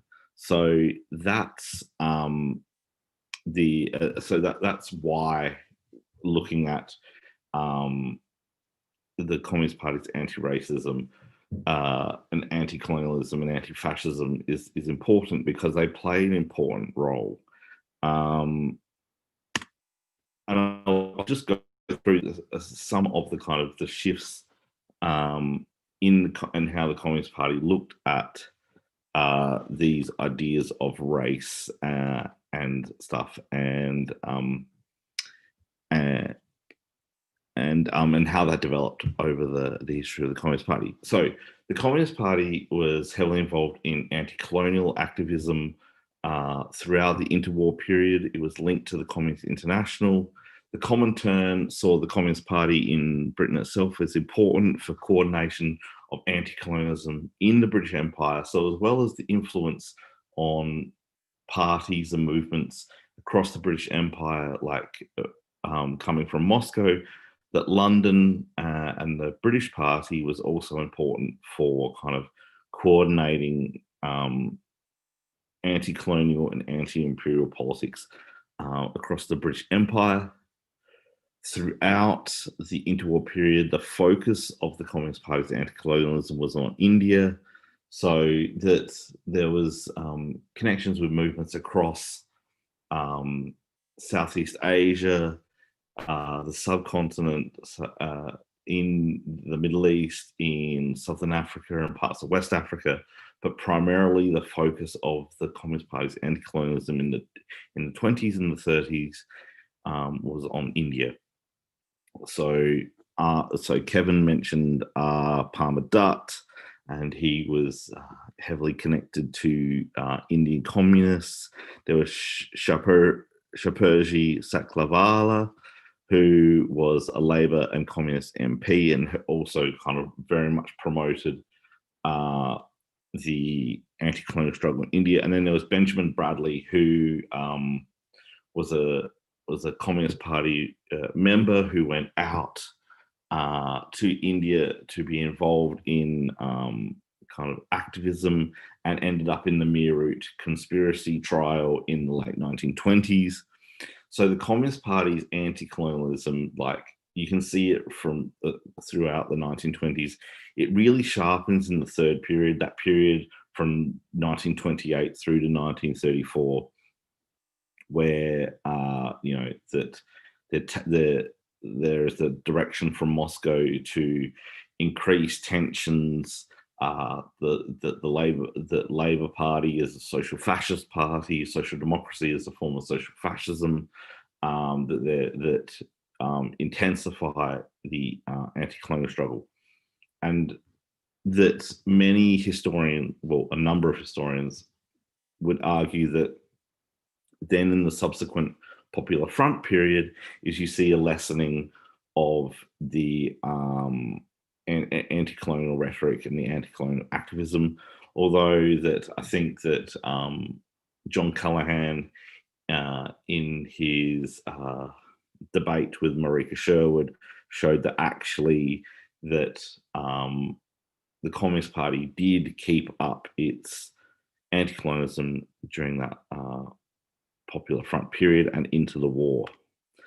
Then there's the Communist Party in the Windrush generation, so in the post-war period, when there is migration from the Commonwealth, the Communist Party campaigns against the colour bar in Britain, as a lot of migrants from the Caribbean, from West Africa, from the Indian subcontinent come to Britain, and they campaign against racial discrimination.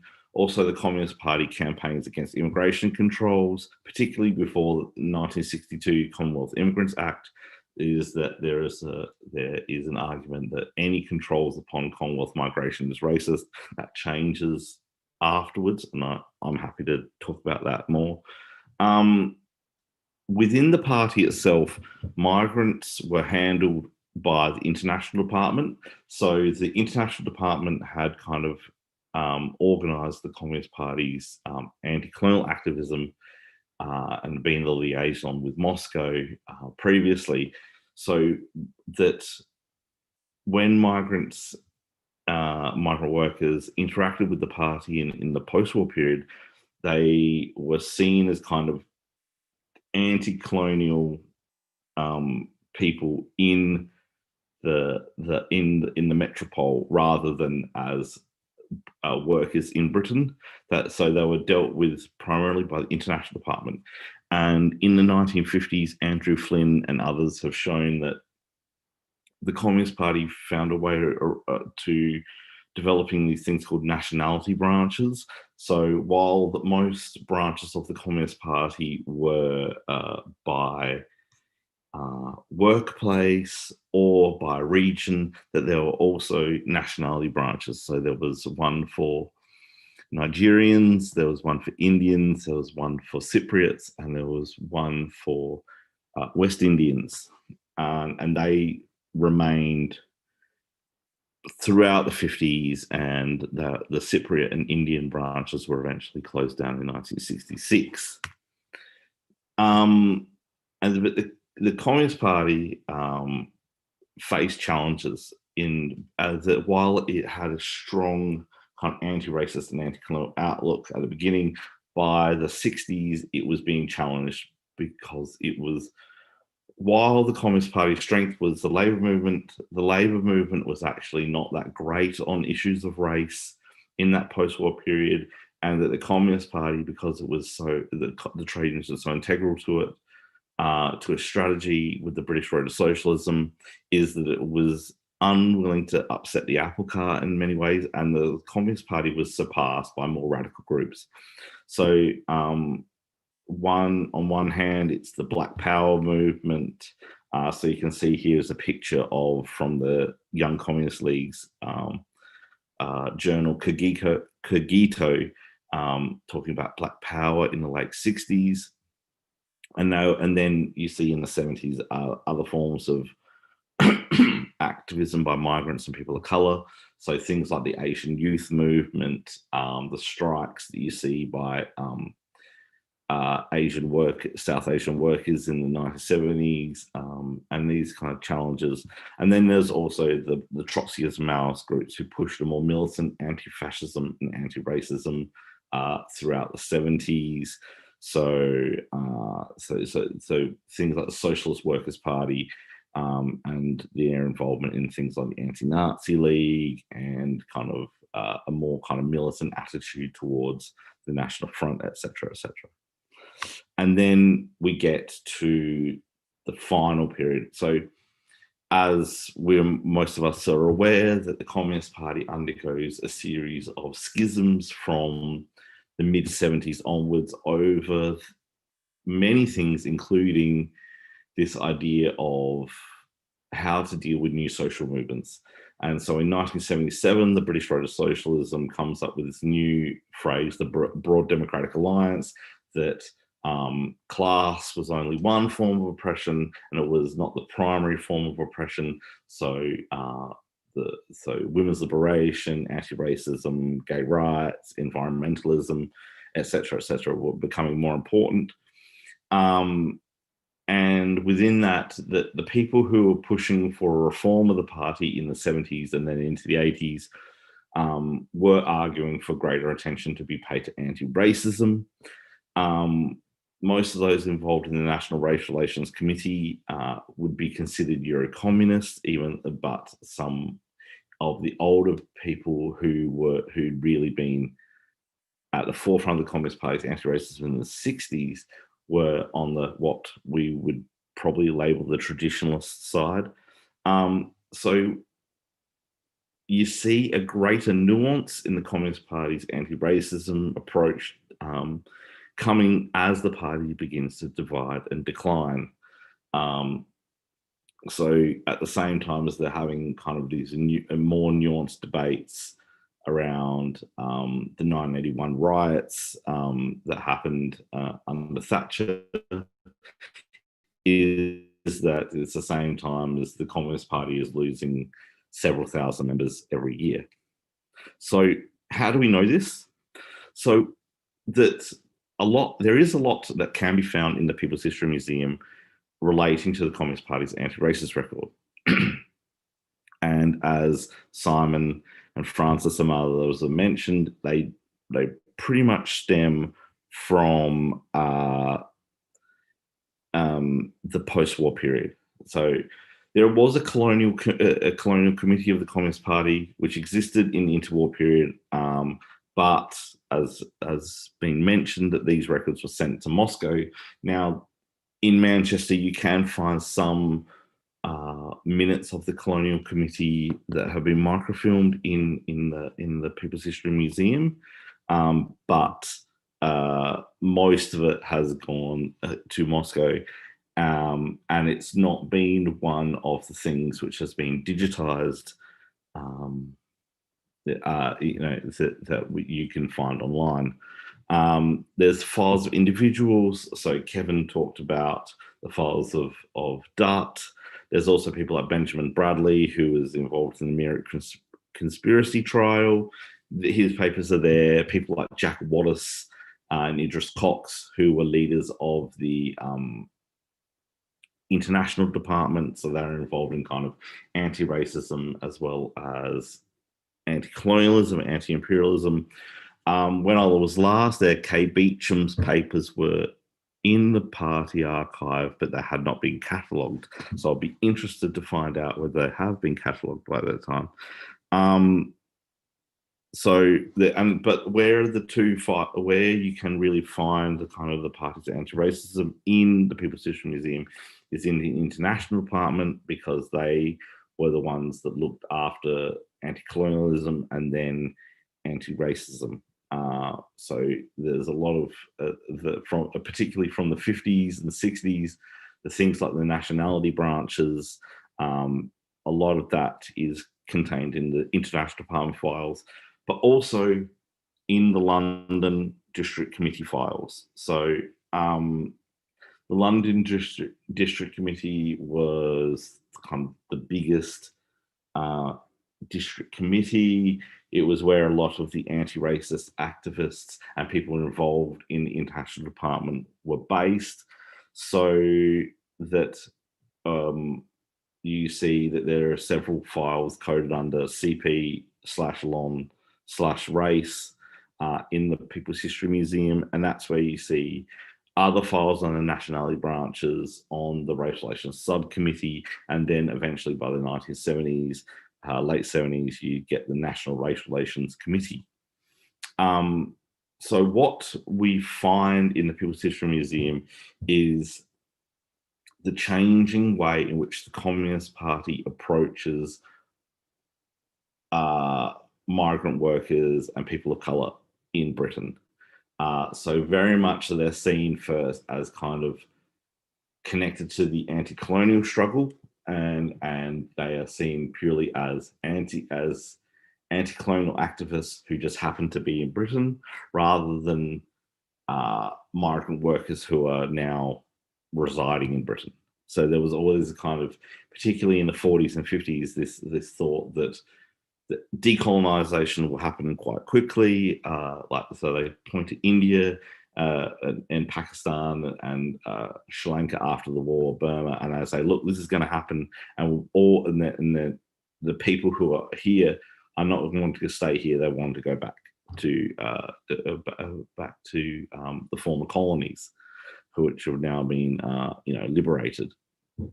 So you really see that in kind of the early way, and then go on and on. You see the different ways in which the party tries to organise these migrant workers. So through the nationality branch of thing, they're closed down, and then through the race relations subcommittee, and then the National Race Relations Committee in the 70s, which then exists in some form until the end of the party in 91. What you see in these archives is the attitude of the party and the kind of the pronouncements of the party, rather than non-white members of the party. So you don't really get to see the rank and file people who were recruited into the party. You don't really see their kind of attitude to how they were treated by the party. One of the most interesting things is you can see that in the disciplinary files, because there was a lot of the party weren't very happy with the nationality branches when they were operating in the 50s and 60s. So you see in the disciplinary files the voice of the rank and file worker complaining about how they've been treated, particularly by the international department. So what you see is the party's attitude to race rather than how they interacted with people who are affected by racism and racial discrimination and so forth.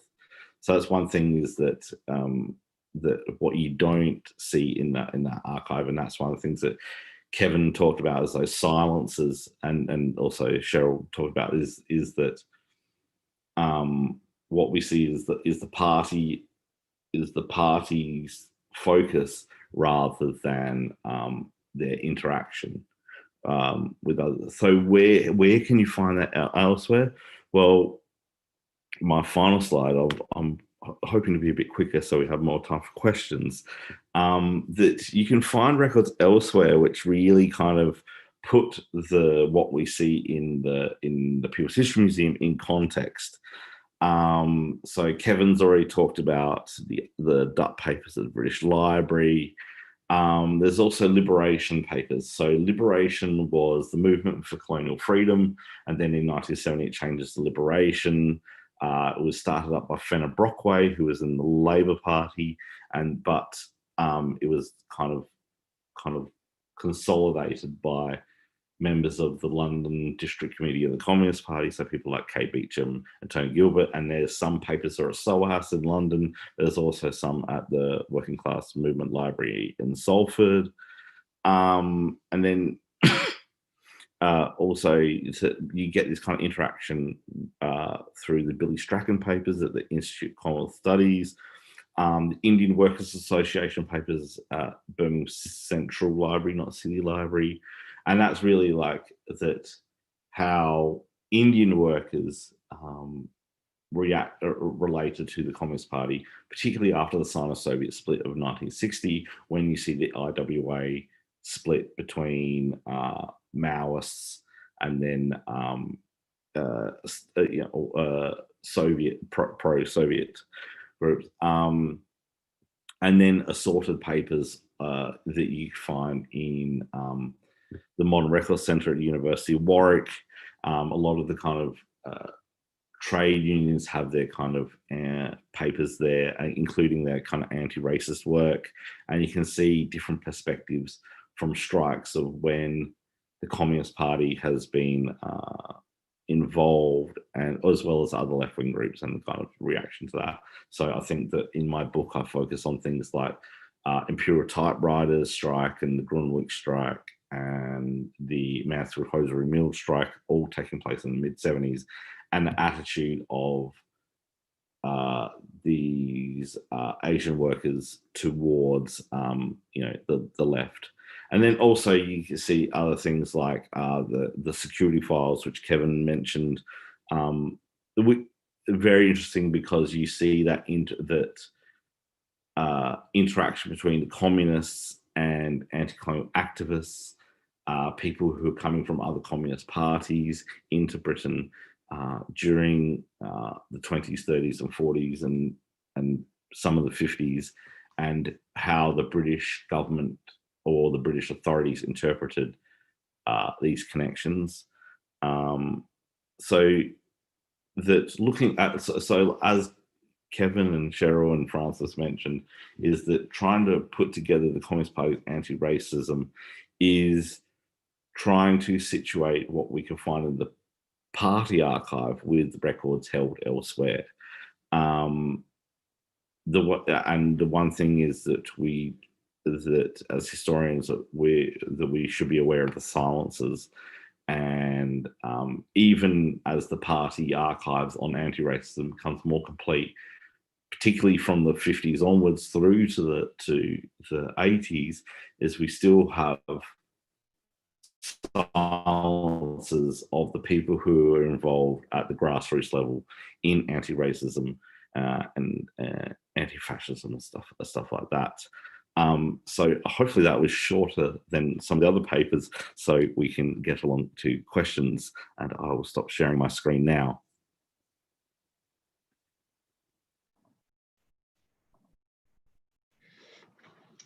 That was great, Evan. Thank you. I think you give a really good example how you perhaps have to look beyond the archives of the organisation and look elsewhere to get a bigger picture. And that's really a good example for any researchers or students watching. That you have to search in several different places. If you go, when we get students in the archive, we do encourage them to go and look elsewhere rather than just focusing on the one place.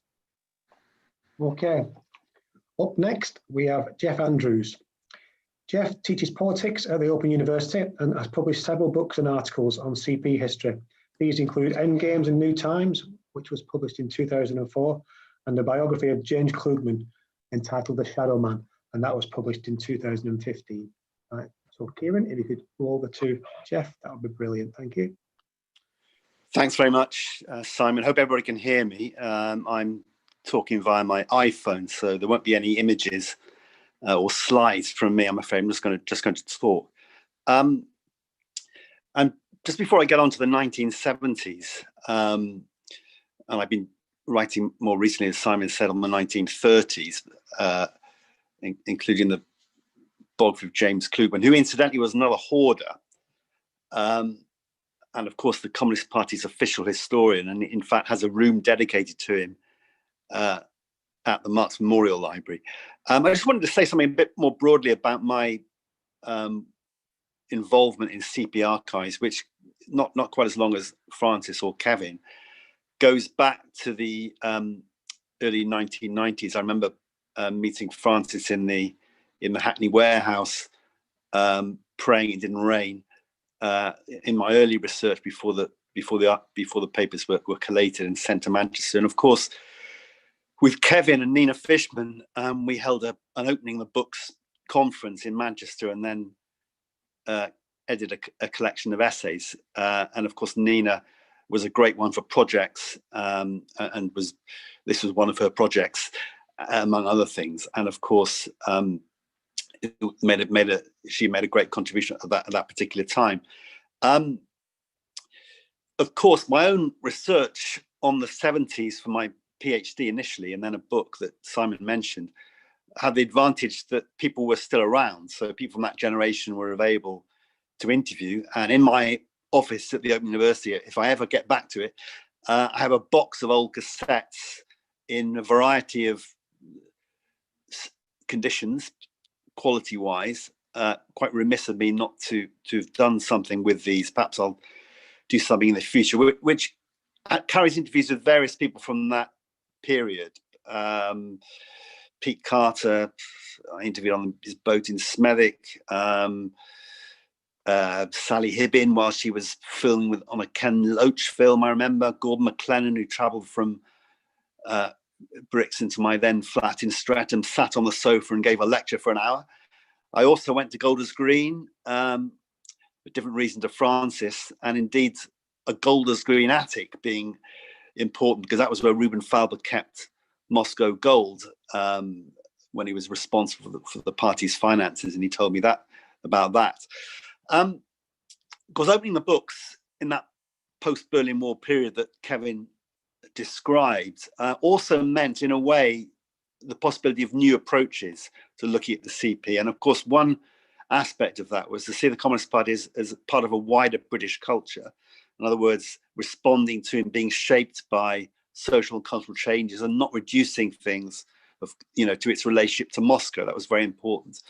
And at the same time I was doing my research, or just earlier, Mike Waite had written this very interesting MPhil, then I think became a chapter in our book, on the Young Communist League in the 60s, which was very much shaped by wider cultural trends, youth culture, pop music, and so on, in wider British society. And that has been, I think, a feature of recent communist history. Another thing I think we should be aware of course, is that the Communist Party was particularly strong among certain occupational groups, as Cheryl made clear, and also in different nations and regions of the UK. And as a result, there are archives and papers in different places. But Pierce used to keep the Welsh Communist Party archives in his garage until a few years ago now they were moved to the National Library of Wales. Others have mentioned other archives where Communist Party material is held, you know, the Modern Records Office, Bishopsgate, and the Marx Memorial Library. Obviously, I remember doing research, I think, on Klugman in the Marx Memorial Library, sitting in the kitchen listening to a cassette of a recording he made for Radio 4. And the archivist told me that the coat I was leaning on had been owned by Georgy Dimitrov, the Bulgarian communist leader. You can go to the British Library and listen to James Klugman's lecturing to young communists in the 1970s as well. So there's quite a lot of material in different places. And I've spent, because I've been working on Klugman and others of that generation, I've spent quite a lot of time in the National Archives with MI5 Security Service files. And of course, big health warning, caution with these. They make a lot of mistakes. They're official statistics, in a sense, gathered by the state. They carry prejudices. They misspelled Eric Hobsbawm's name on 12 occasions, I counted. Doris Lessing, who was a communist writer, 50s, was a landlady to many young women friends, was accused of running a brothel by MI5. So lots of errors and mistakes, but they do carry useful material, because they kept a microphone in King Street in the meeting room. They have verbatim phone records, which can generally give you a picture, can help to build up a picture of a communist and their contacts, what they were doing on particular days and so on. In fact, I recently wrote something about Abe Lazarus, the interwar communist leader in Oxford, and who was followed and observed, had his mail opened by MI5 for many years, almost the entire duration of his political career, in fact. So it was really difficult, impossible perhaps, to tell his story without using MI5 archives, with all the caveats that I mentioned. And as Cheryl mentioned, you know, and others have said, CP minutes don't give much away if it's there at all. And sometimes you have to read between the lines or look at the correspondence, you know, following the official discussions. There's also been a welcome development in communist history recently of a memoir, family memoirs.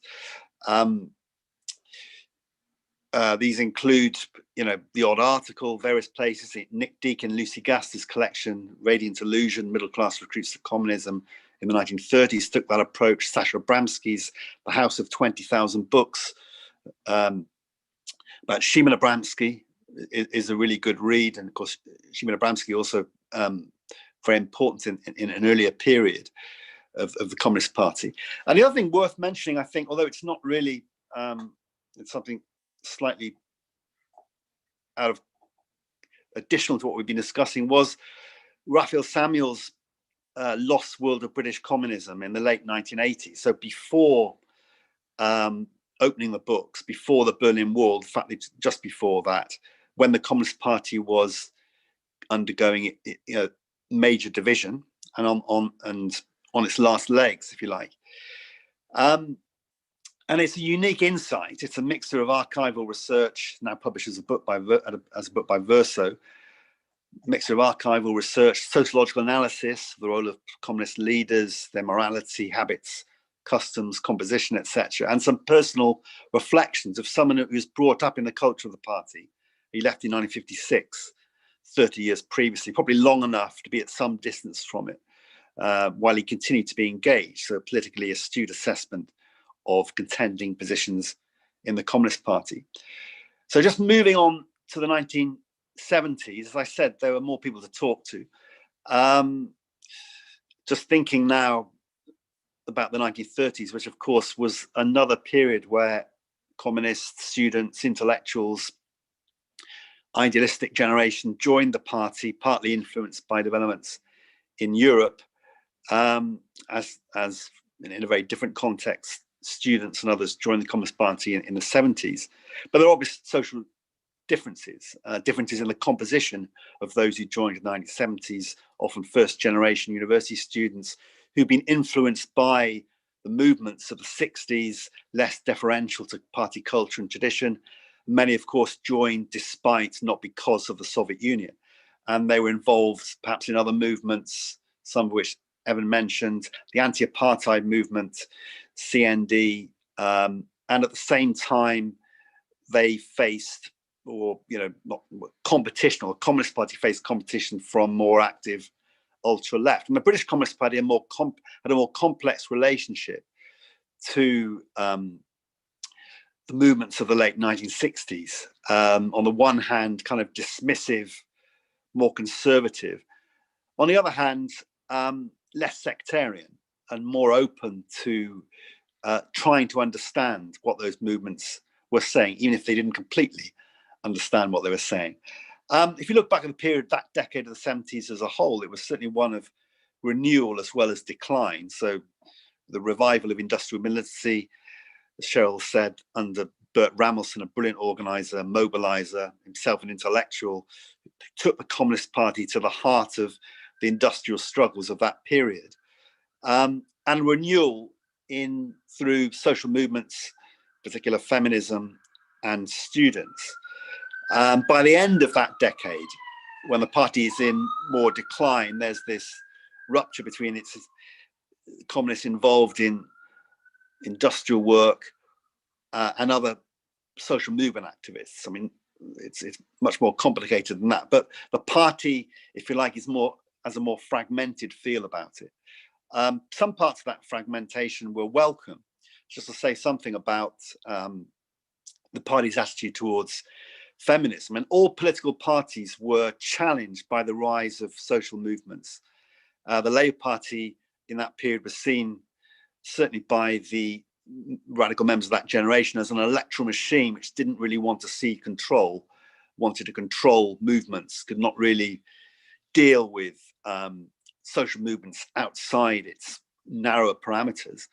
Whereas on the ultra-left, of course, they had a very reductionist, class reductionist view of social movements. The Communist Party was more interesting, more complicated relationship, as I said. And one example of that I got through a mixture of sources, including from members of what was then a clandestine group in the party, the Smith Group, later called the Party Group. Papers passed to me by Mike Pryor, who was active in that group. And through some of the correspondence related to Red Rag in the party material. Red Rag was a feminist magazine published by an editorial collective, itself a bit of an innovation, published initially without consent or consultation, which for a party still governed, in theory at least, and in practice in many ways, by democratic essentialism, was challenging. I think it was also published on a Trotskyist press initially, so that would have raised a few eyebrows. But the party, although they initially tried to control it, they negotiated and accommodated it without fully understanding it. And you can see the evolution of somebody like Beatrix Campbell at that time as a Marxist feminist who wrote very interesting work on the relationship between capitalism and the sexual division of labour. And the party's own politics and history, which had long supported feminism, even if it was a gender division of labour in much of its work, but was a supporter, or radical supporter in many ways, of women's rights and the Labour Party. But of course, this was something different because it was a social movement and it didn't fit into the organisation of the party. But the party, by and large, did accommodate it, perhaps in that period where it wouldn't have been able to accommodate it in an earlier period, a slightly hypothetical point. But I think it was indicative of the opening up of the impact, the wider impact of social movements in Britain at that time. Students were another area a growth area of the party. I think from a period of suspicion of 1968 under its existing student leadership, Fergus Nicholson, I think it was enlivened by a pamphlet that Dave Cook wrote on called Students. Dave Cook was probably the most significant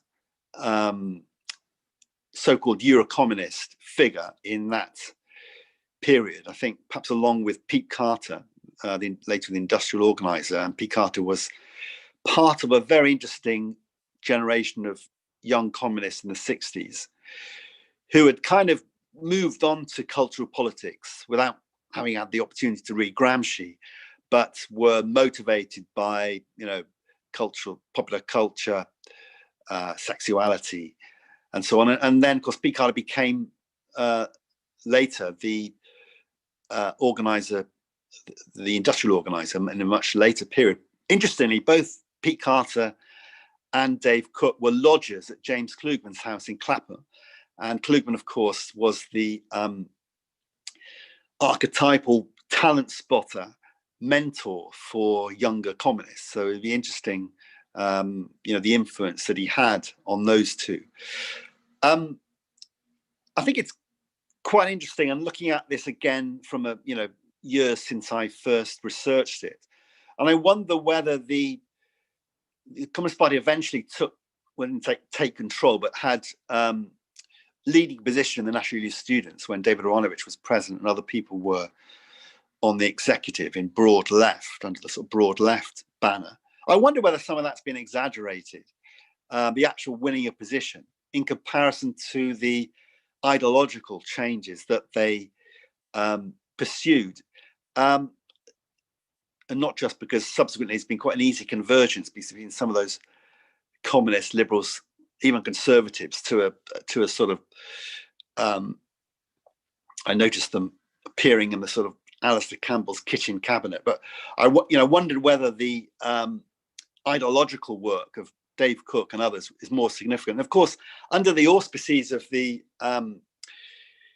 student section was the Communist University of London, and that was much bigger than the student branch of the party. So something like Klugman, who was a party intellectual, of course, had written the 2 volumes of the party's history, and Monty Johnson and other people, other figures from a different generation, thrived in that kind of world. And it was a very rich world, a Marxist view of everything, creative Marxism, whatever you want to call it. The papers of the Communist universities are available at Manchester, and also, of course, in some of the interviews that I did. But that legacy seems to be more significant than just the student experience. Other events like the People's Jubilee in Alexandra Palace in the late 70s, symptomatic of a sort of change. And of course, the 2 big changes of that group, moving on from movements to ideas, were the inputs of Gramsci and Eurocommunism. And they're often merged, of course, Gramscians and Eurocommunists. And of course, many were both, although I don't think it's always helpful to see them as in a sort of simultaneous, as sort of wholly united on everything. I think it's a complicated thing to explain. Gramsci's prison notebooks have been translated in the Lawrence Wishart edition in 1971. It was a very significant moment. As I said, the YCL of the earlier decade had almost anticipated some of that cultural politics, but of course not read Gramsci. I think the most significant Gramscians who were active in the CP in the vicinity of the leadership in the early to mid 70s, were on the economics committee. Dave Purdy, Mike Pryor, Pat Devine, earlier Bill Warren, some of whom Warren and Pryor had been involved in the Smith group, the party group. And their battles with Bert Ramelson over the causes of the economic crisis in the post-war period took them to the heart of the debates over the Communist Party's political strategy. I described Ramelson's politics in my book on the endgames as militant labourism, along the lines of the kind of issues that Cheryl was describing, winning pay battles, collective bargaining, and through those struggles, turning the Labour Party to the left. I mean, it's a very simplistic description, a couple of sentences, but that was generally what it is. Now, the Gramscians saw this as very much as an economistic position, that the economic struggle would intensify the political struggle. And they thought there were opportunities in the social contract that Jack Jones and Stuart Holland and others had pursued in the Labour Party and on the left of the Labour Party, of securing social change, transformation through incomes policies that could also benefit the low paid. And in Italy, they had an historic compromise around some of these issues. And these were battles on the industrial strategy. And what a pity that those debates, aren't recorded, because they would have made for fascinating reading. And we have got some of the participants still with us, so they can tell us. But obviously, fly on the wall would have been fascinating. Then Eurocommunism, again, is quite difficult to explain, because it's a loose term used at different stages. I mean, the peak period of Eurocommunism was 1976 and 1979, when the Italian Communist Party came close to power, was involved in a historic compromise. But of course, there are vast differences in size, status, and histories between something like the PCI, with its nearly 2 million members, as the second party in a two-party system, in a situation of being in permanent opposition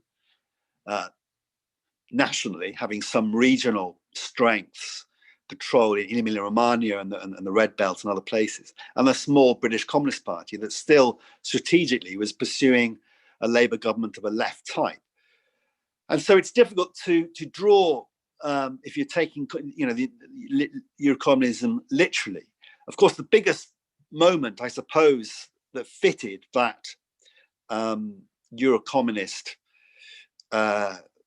idea in the 70s was the new British Road to Socialism in 1977, the Broad Democratic Alliance. But it's a rather incoherent, insular document in many ways, which doesn't have an awful lot of input into practical politics. You can say it now anyway. It looks like that. And from talking to people who were involved in drawing it up, different parts, George Matthews and Martin Jakes, there were big differences, and of course they had to agree on a compromise. And in the event, you don't get something particularly coherent from that kind of compromise when the sides are so, so divided. Of course, when the Eurocommunists did take more control in the 1980s, the Communist Party was in serious decline, had been in decline from the late 1970s, when Eric Hobsbawm initiated debate, the Forward March of Labour halted, and the division between its industrial work, or at least the decline influence in trade unions in some of the big struggles, and of course the wider decline of the labour movement in that period. And so when you get to the end of the 1970s, it's a period of decline. You can argue there were opportunities missed. At the end, it couldn't escape from the legacy, the relationship to the Soviet Union and Stalin's crimes and all that. Two final points I would make. One is that the Communist Party shared the general problem of social movements coexisting with political parties, although it did make more advance than some others on the left, particularly with feminism, and to some extent with gay liberation. Evan described the anti-racist movements, and of course the anti-apartheid. There were many in leading positions, and if I'm got this right, I think the anti-apartheid movement archive is now in the Bodleian Library in Oxford, so that could be the source of some quite rich research, I think, on the communist role in anti-apartheid. I'm sure somebody is already working on it. And the other thing is that the point to say, which I've not said much about, is that class struggle was at the core of the CP's strategy historically, obviously, in its organisation, composition, even its cultural norms. Sometimes the discussion of class is jargonised or romanticised, but it's always very significant. Actually, quite noticeable that in British politics at the moment, class has almost been removed from the discourse. Even when we look at the consequences of the pandemic, the class seems to be the people who are more likely to suffer from it, and the economic crisis that will come afterwards. Class seems to be very important, and then the Communist Party, was shaped by that kind of politics. And of course, when you're when social movements are making their case about other forms of equality and injustice in a communist party which is still prioritizing class, there are all kinds of strategic, ideological questions that were never, of course, ultimately resolved. As I say, finally, I think there are more stories to come, regional, local histories, and perhaps biographies, where I've been spending a lot of my time recently. I thought it'd make quite an interesting study from Search Available on a party organizer or party organizers for wider insight on the public, private lives of communists, on the different loyalties, some of which perhaps conflicting. I think that would make a very interesting study. Thank you.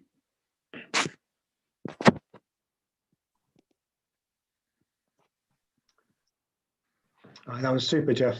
Thank you very much. Back on yet? I don't think it's me yet. That was brilliant, Jeff. Thank you very much. Certainly lots to think about there, and really interesting. Okay, for our final presentation, we'll move on to David Sarsfield and James and Sean, who come from British Online Archives. They come to talk about two collections they're showcasing that will be available online, where you can subscribe and get access to CPGB archives online. So Kieran, if you wouldn't mind passing over to David and his colleagues.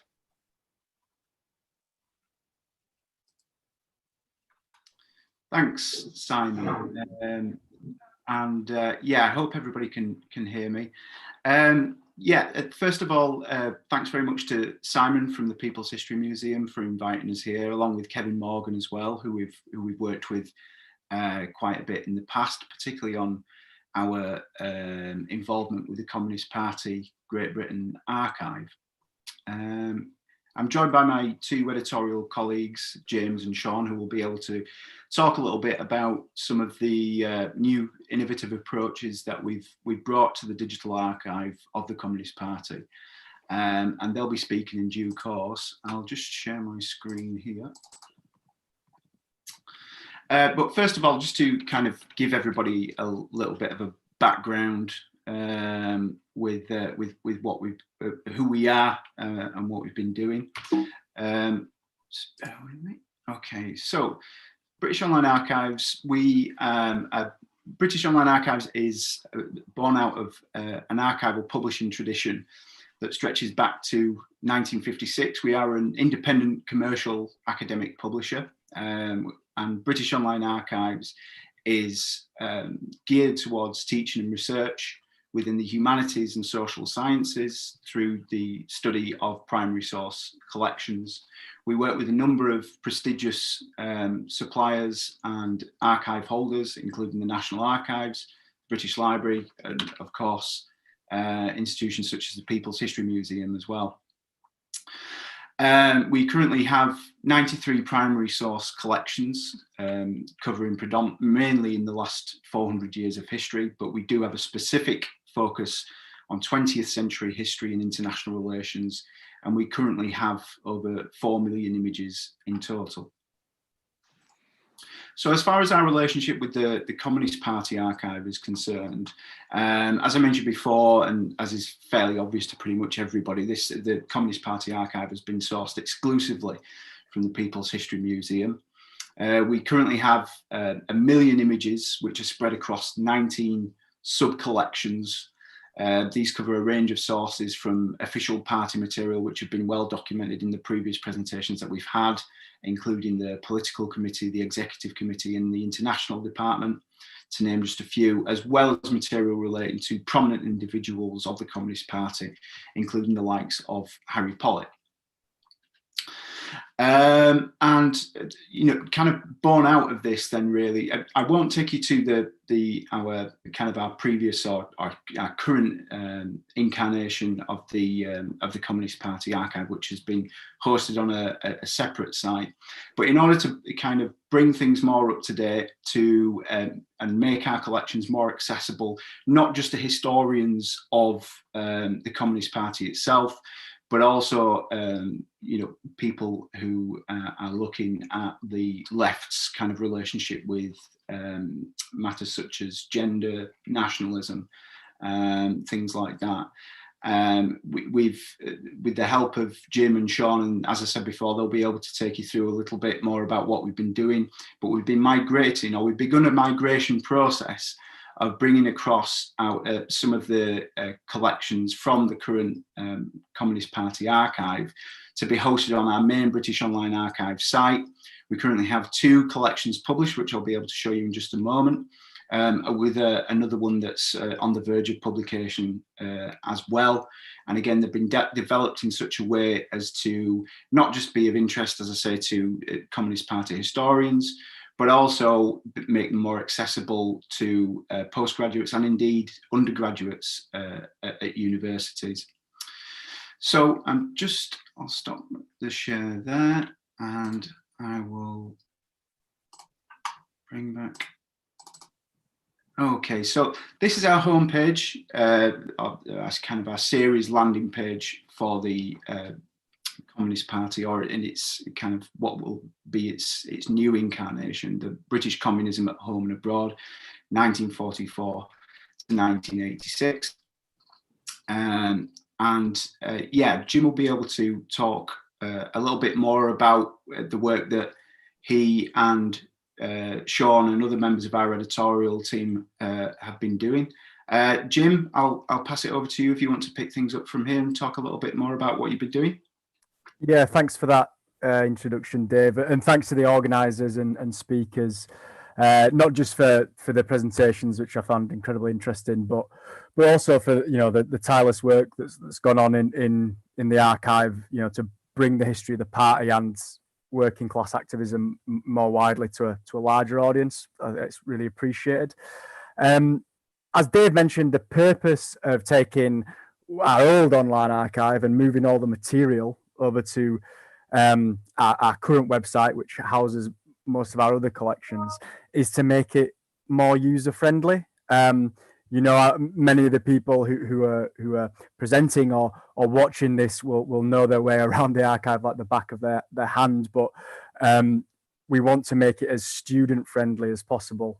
And part of that process means adding as much contextual content as possible as well. So that's essays, podcasts, videos, to make sure that we can, put the primary sources into a kind of wider context depending on the subjects that are being studied.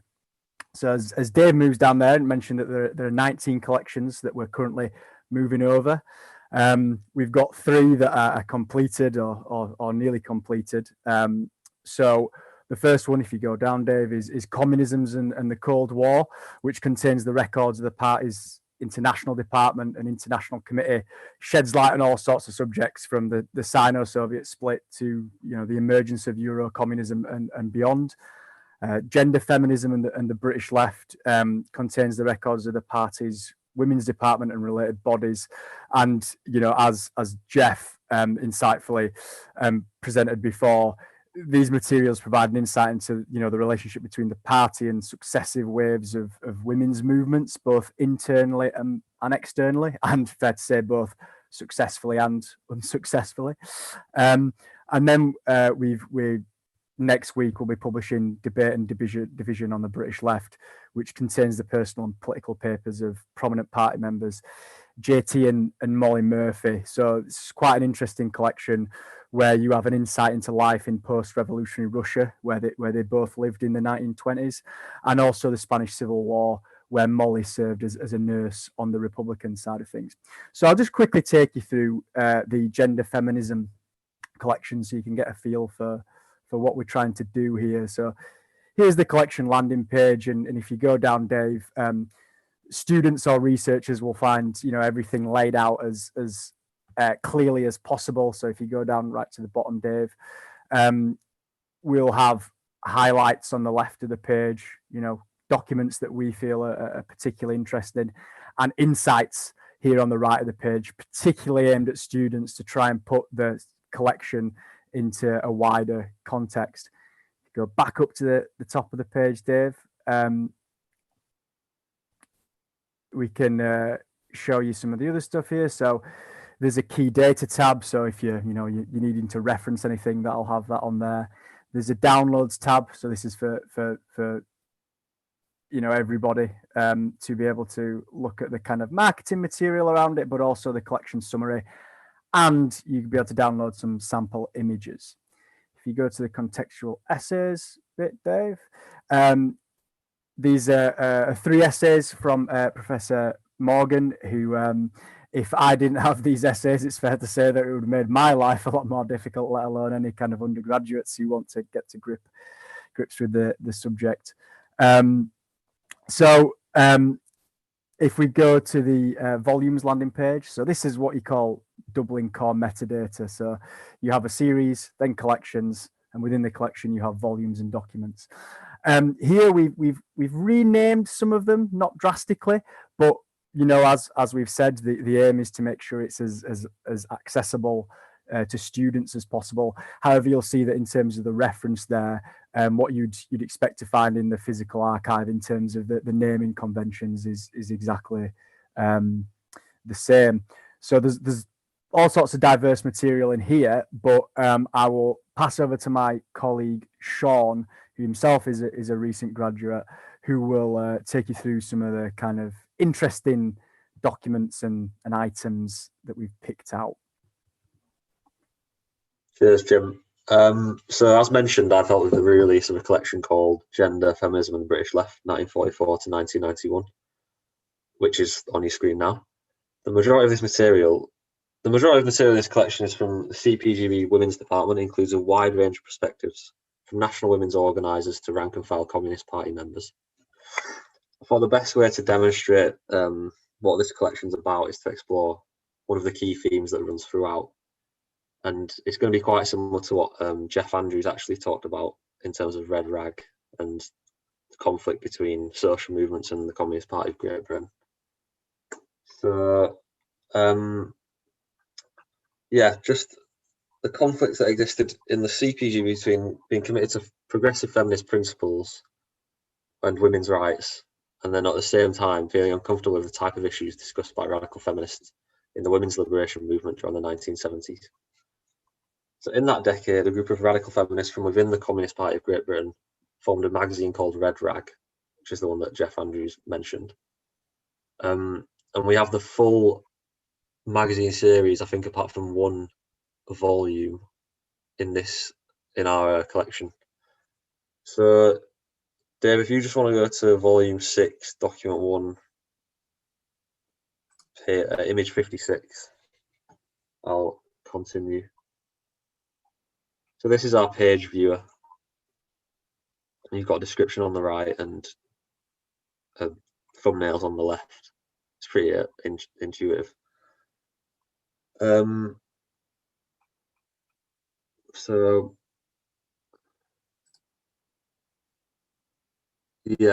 as you can see, this is one of the Red Rag front covers. It's the image on the left.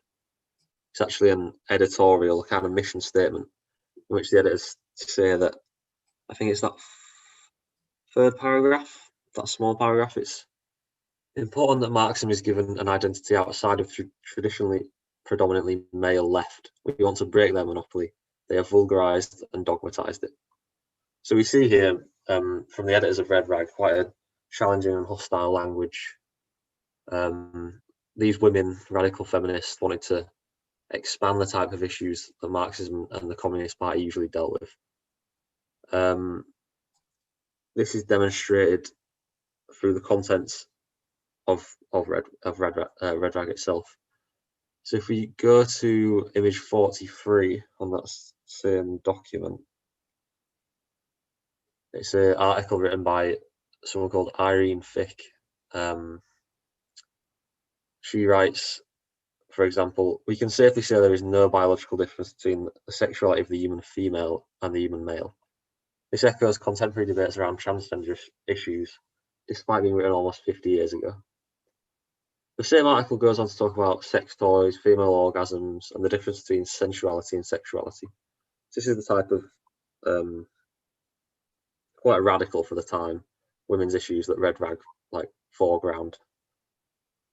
And and obviously that was somewhat uncomfortable for traditionalists in the Communist Party men had dominated the Communist Party for decades in terms of positions of power. And many had subscribed to the same view. I think it was Lenin that said free love was a distracting narcotic from the important issues of class struggle and revolution. So immediately you've got this conflict between the traditional conservative Communist Party men and these new social movements.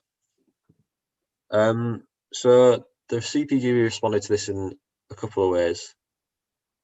They wanted a mixture of trying to capitalise on the momentum of the movement as well as criticise its perceived excesses. For example, if we go to Volume 1, Document 3, image 10 to 11, there's a written piece and it's titled, The Tyranny of Structurelessness in relation to the women's liberation movement. So, unsurprisingly, the Communist Party of Great Britain and the leading figures were troubled by the pluralistic approach of the women's liberation movement, and it directly contradicted the Communist Party of Great Britain's tenet of democratic centralism and having everything rigidly organised, and there wasn't a pluralistic approach in the Communist Party. So it was a simultaneous approach from the Communist Party of trying to capitalise on the momentum of it and also rein it in or criticise what they saw to be disadvantageous. So yeah, if that article is quite a typical communist piece, quite theoretical and quite wordy about why structurelessness is bad and why you have to have a strong centre and stuff like that. So then finally, as mentioned, they also wanted to capitalise on the momentum of the movement and shift some of the issues that women's liberation was about back to like home turf, back to where they felt they were comfortable. So if we go to image 45,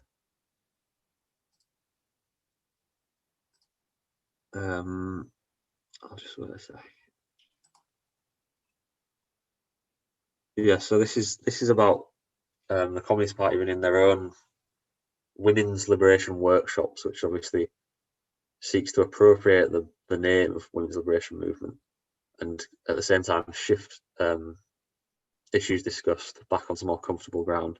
So I think I can't tell if it's on this page or the next, there's a part about the manifesto, and it explicitly mentions like economic inequality, gender wage gap, educational access for women, the kind of issues that the Communist Party have been campaigning for decades, since its inception really, and that's where it drew its feminist credentials from. But at the same time, there's a marked absence of talking about sexual issues, like the type of issues that would appear in Red Rag.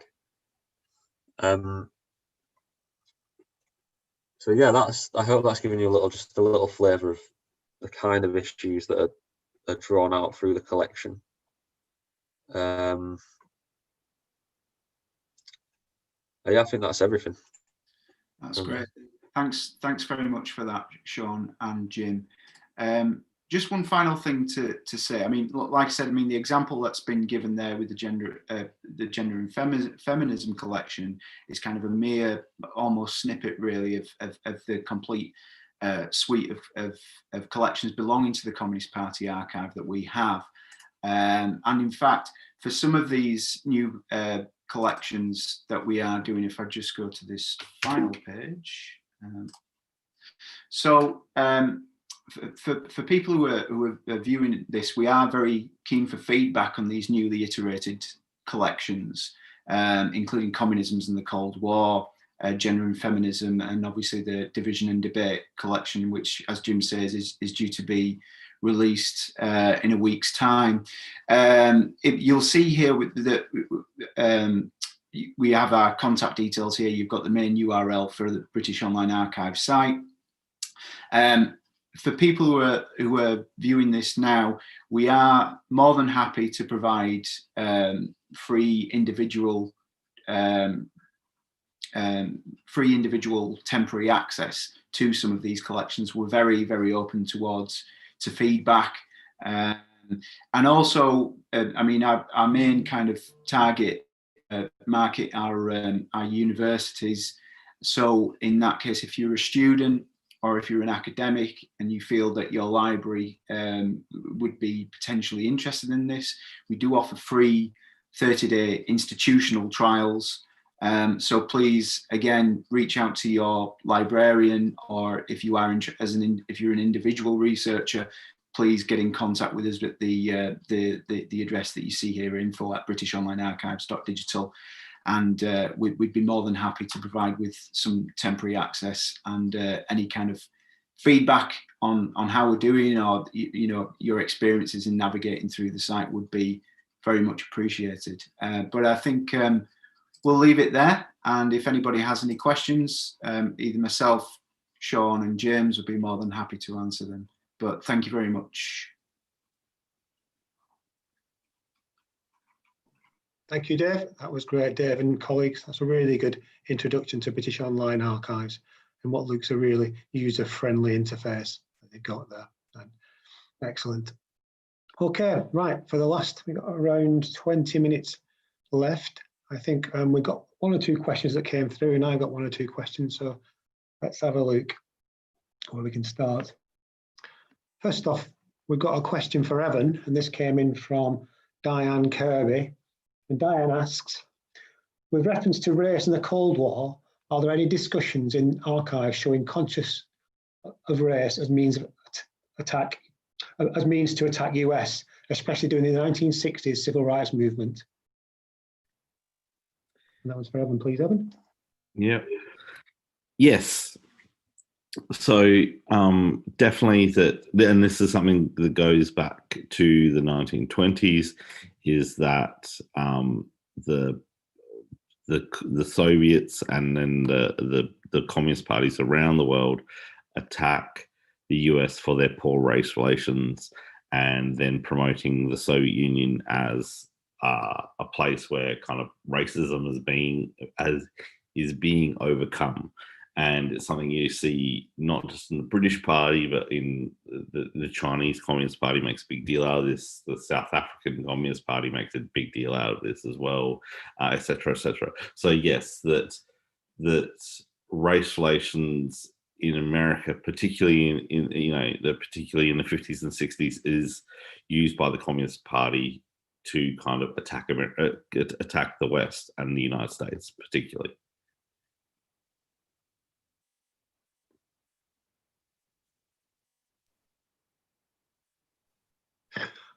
That's great, Evan. Thank you very much. I hope that answered your question, Diane.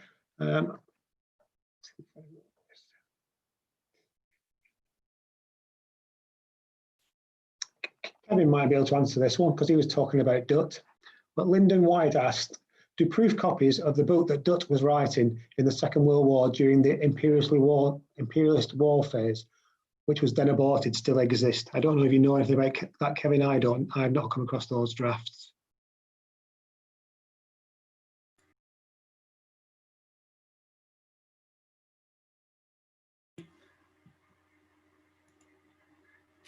Okay, I've not seen them. I would love to see them. What I have seen is, and perhaps you've seen it also, Lyndon, is that there is the letter that Pollitt writes about it to Dutt. That was one of the things that came out, and you've probably seen or know of the synopsis of this book. But that's a very good question. So I've said that there's these three caches of Dutt papers. Is there a fourth one somewhere we're going to uncover? My guess is if that manuscript or that typescript would be in that fourth cache if we find it, but I've not seen it anyway. Okay, I'll just pick up on that, Kevin. Do you think we'll find any more Dutt papers anywhere? And just picking up on your point before, earlier in your talk, you said that it was down to the personality of the individuals, perhaps, that the papers survived. And I did a talk at the MML not long ago, and somebody asked about Albert's ink pen and none of his papers. Would he have a different kind of personality that his papers didn't survive? I think there would have been a general culture at that time that you didn't necessarily keep personal papers. And so I think you could think of plenty of others like Inkpin, sort of key party figures of that period. We don't really know where their personal papers are. So Dutt would be, I think, the exception for keeping so much documentation. The person he reminds me of slightly as a sort of Labour Party counterpart is Tony Benn. Kept this documentation of his speeches, his diaries and so on. And you get the sort of Benn view of Labour Party politics in a way you wouldn't maybe as somebody like Michael Foot. I know the Michael Foot papers are in the archives, but not to the same extent. And Benn has an absolutely huge personal collection, which is also in the British Library, much bigger than Dutt's. So I think it's, you know, I don't know, it's an interesting question, but you don't, yeah, but Dutt was keeping a document of his involvement with the communist movements, a record of that. Brilliant, thank you, Kevin. Let's see what else we've got.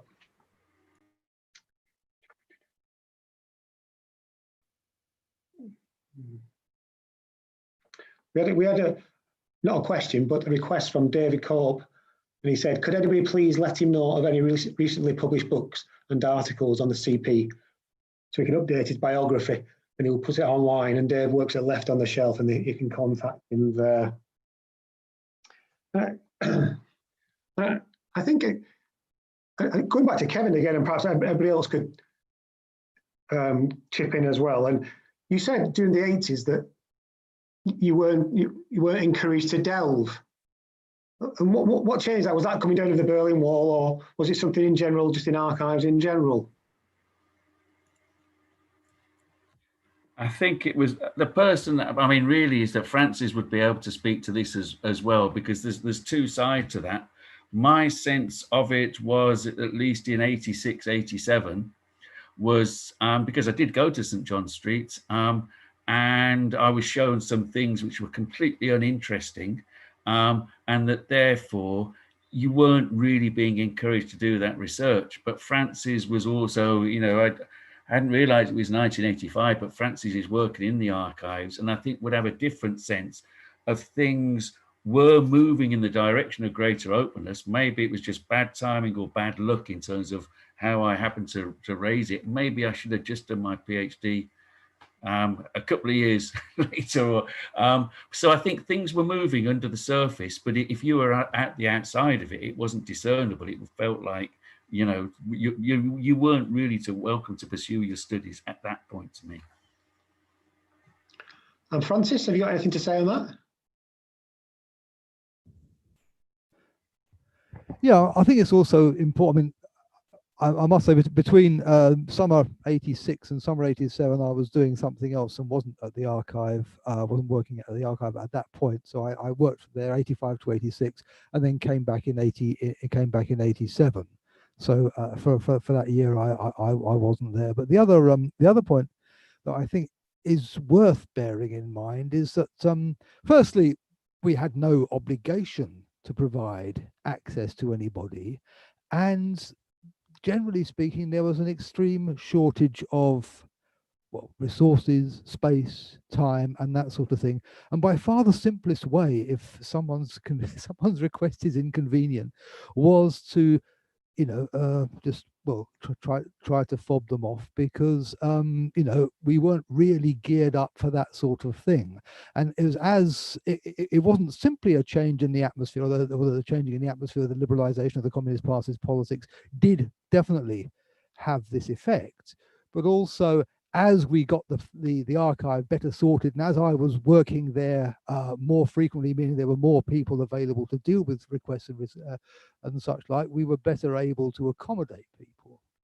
And so that, I mean, I think, Kevin, when you came back later, towards the later 80s, when I was back working there, because we first encountered each other at St. John Street, I think you were given rather more of the run of the place, and then with your initial encounter, your initial approach to Betty, where you were not given what you wanted. I mean, I think that was certainly one of the factors there, that we were still in the process of trying to get that archive into some kind of order. So when I first started working there, we were still trying to absorb the remains of the Klugman papers.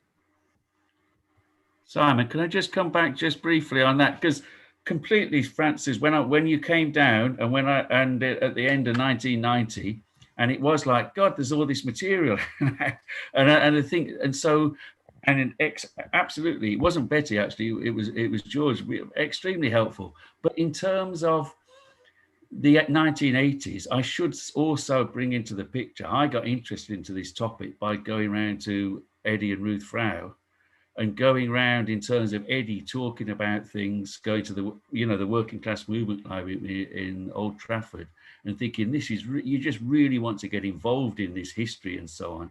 And it was a totally different experience, really. And so I'm not talking about your own involvement or later on, but at that point, it was just, one was so frosty and one was so really encouraging. If you want to engage with this history, this stuff, I'll talk about this and the other, and it was a different thing completely.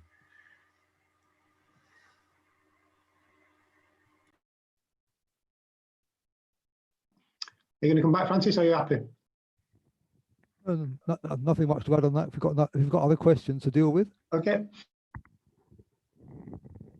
This is a question for everyone.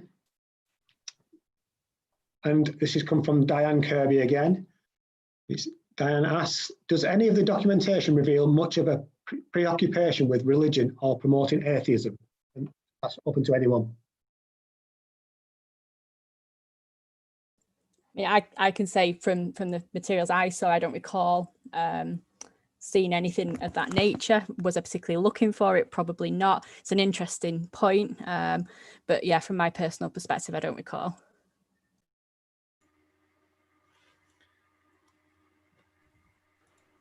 Thank you, Cheryl. Anybody else?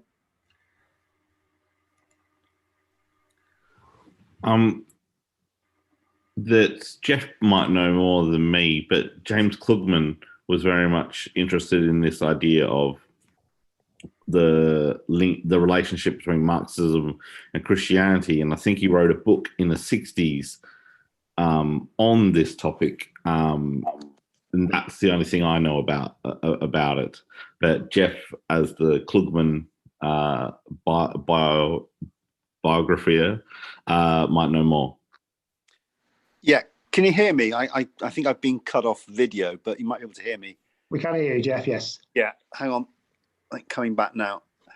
No, Evan's right. I mean, James Klugman set up this communist Christian dialogue with, among others, Paul Ostreicher. And it was quite a big thing at the time in the 60s. A sort of, I mean, big packed events, joint organization.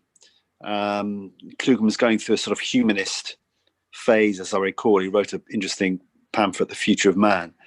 I did an interview with Paul Ostreicher, actually. It was, and it was a genuine attempt. In fact, I think at one point they even did a TV program in the 60s. So it was symptomatic of that sort of trying to open up in the period after 56, sort of from early mid 60s onwards, and they had joint publications. Communist Christian Dialogue. There were a long series of articles in Marxism Today. So it was quite significant for a while. And of course, I suppose the areas of convergence were on things like doing something with poverty, peace, humanitarian issues like that. And it was a serious thing, for a while anyway. And you can find stuff in Marxism Today and in, I'm trying to think now, the appropriate files of certainly in the Klugman files of correspondence. I'm trying to think what section some of the archivists might know, but it'll be some of this correspondence will be there, I'm sure. While you're on, Jeff, I've just got one more question. During your talk, you mentioned the Smith Group and they handed you some papers. What happened to those papers? Oh, God. Can we have them?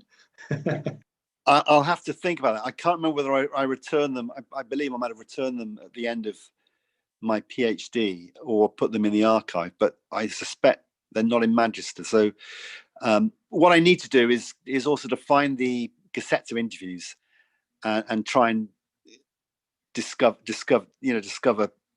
some of the other papers I used which might not have made it to the archive. I think I would have given it back to the interviewees. That's all the questions that came in.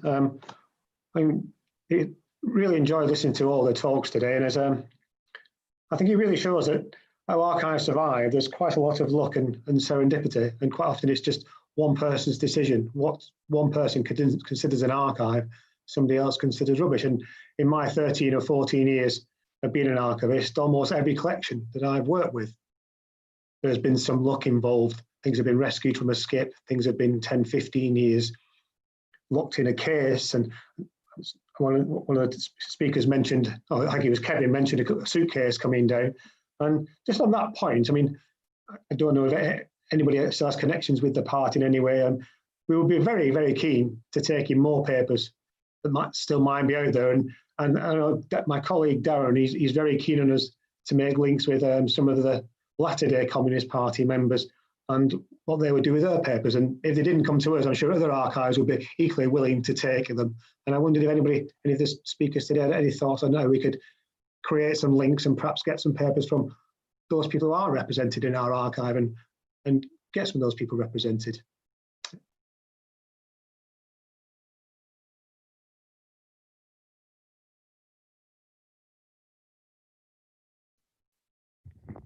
I'll come in. Yes, Francis? Yeah, I think in relation to the largest currently existing Communist Party, the Communist Party of Britain, I think the relationship there with the Marx Memorial Library is probably far more important for them. There's also the question from the point of view of myself and Kevin as trustees of the Communist Party Archive Trust, as to sort of what areas of party historical record we actually have any kind of responsibility for. So I don't, to the best of my knowledge, I don't think there are significant CPB collections in Manchester, other than the things that we'd accumulated by chance in the CPGB library. From what I understand of the people involved there, they do take a serious attitude towards archiving their own history, even if they sometimes like to prettify their history to a certain extent. So, I mean, I'm not particularly worried about that.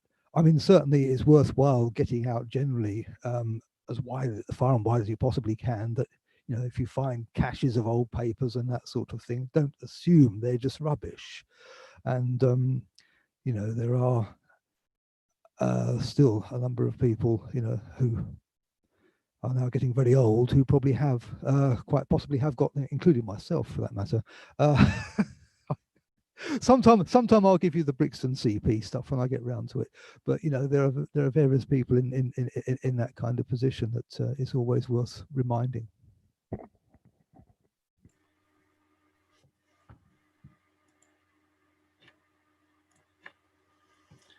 Kevin, would you have anything to add? Yeah, perhaps. I suppose the point that I would, am I coming across there? Can you hear me? We can hear you, but we can't see you. There we are. I suppose the point I would make is really just thinking about Jeff talking through his researches, that some of these materials that you could see in the party archives when Francis and I were collecting, say archives, I mean, they're sort of put together in ways through contact, through association. So I think at that period, I suppose it was thinking about the 30s, 40s, perhaps into the early Cold War period, and how you might come across collections of papers actually through the process of doing the interviews. This exactly like Jeff with the Smith Group, and you find across, you come across that way materials that you can pull together. I went thinking of Diane's question about the attitudes to religion. I know, going back into the interwar years, there's like the League of Militant Atheists, and there'd be stuff that's gone over to Moscow, but actually there was material that was actually activists had kept what we know were very rare leaflets and pamphlets and things like that. So it was actually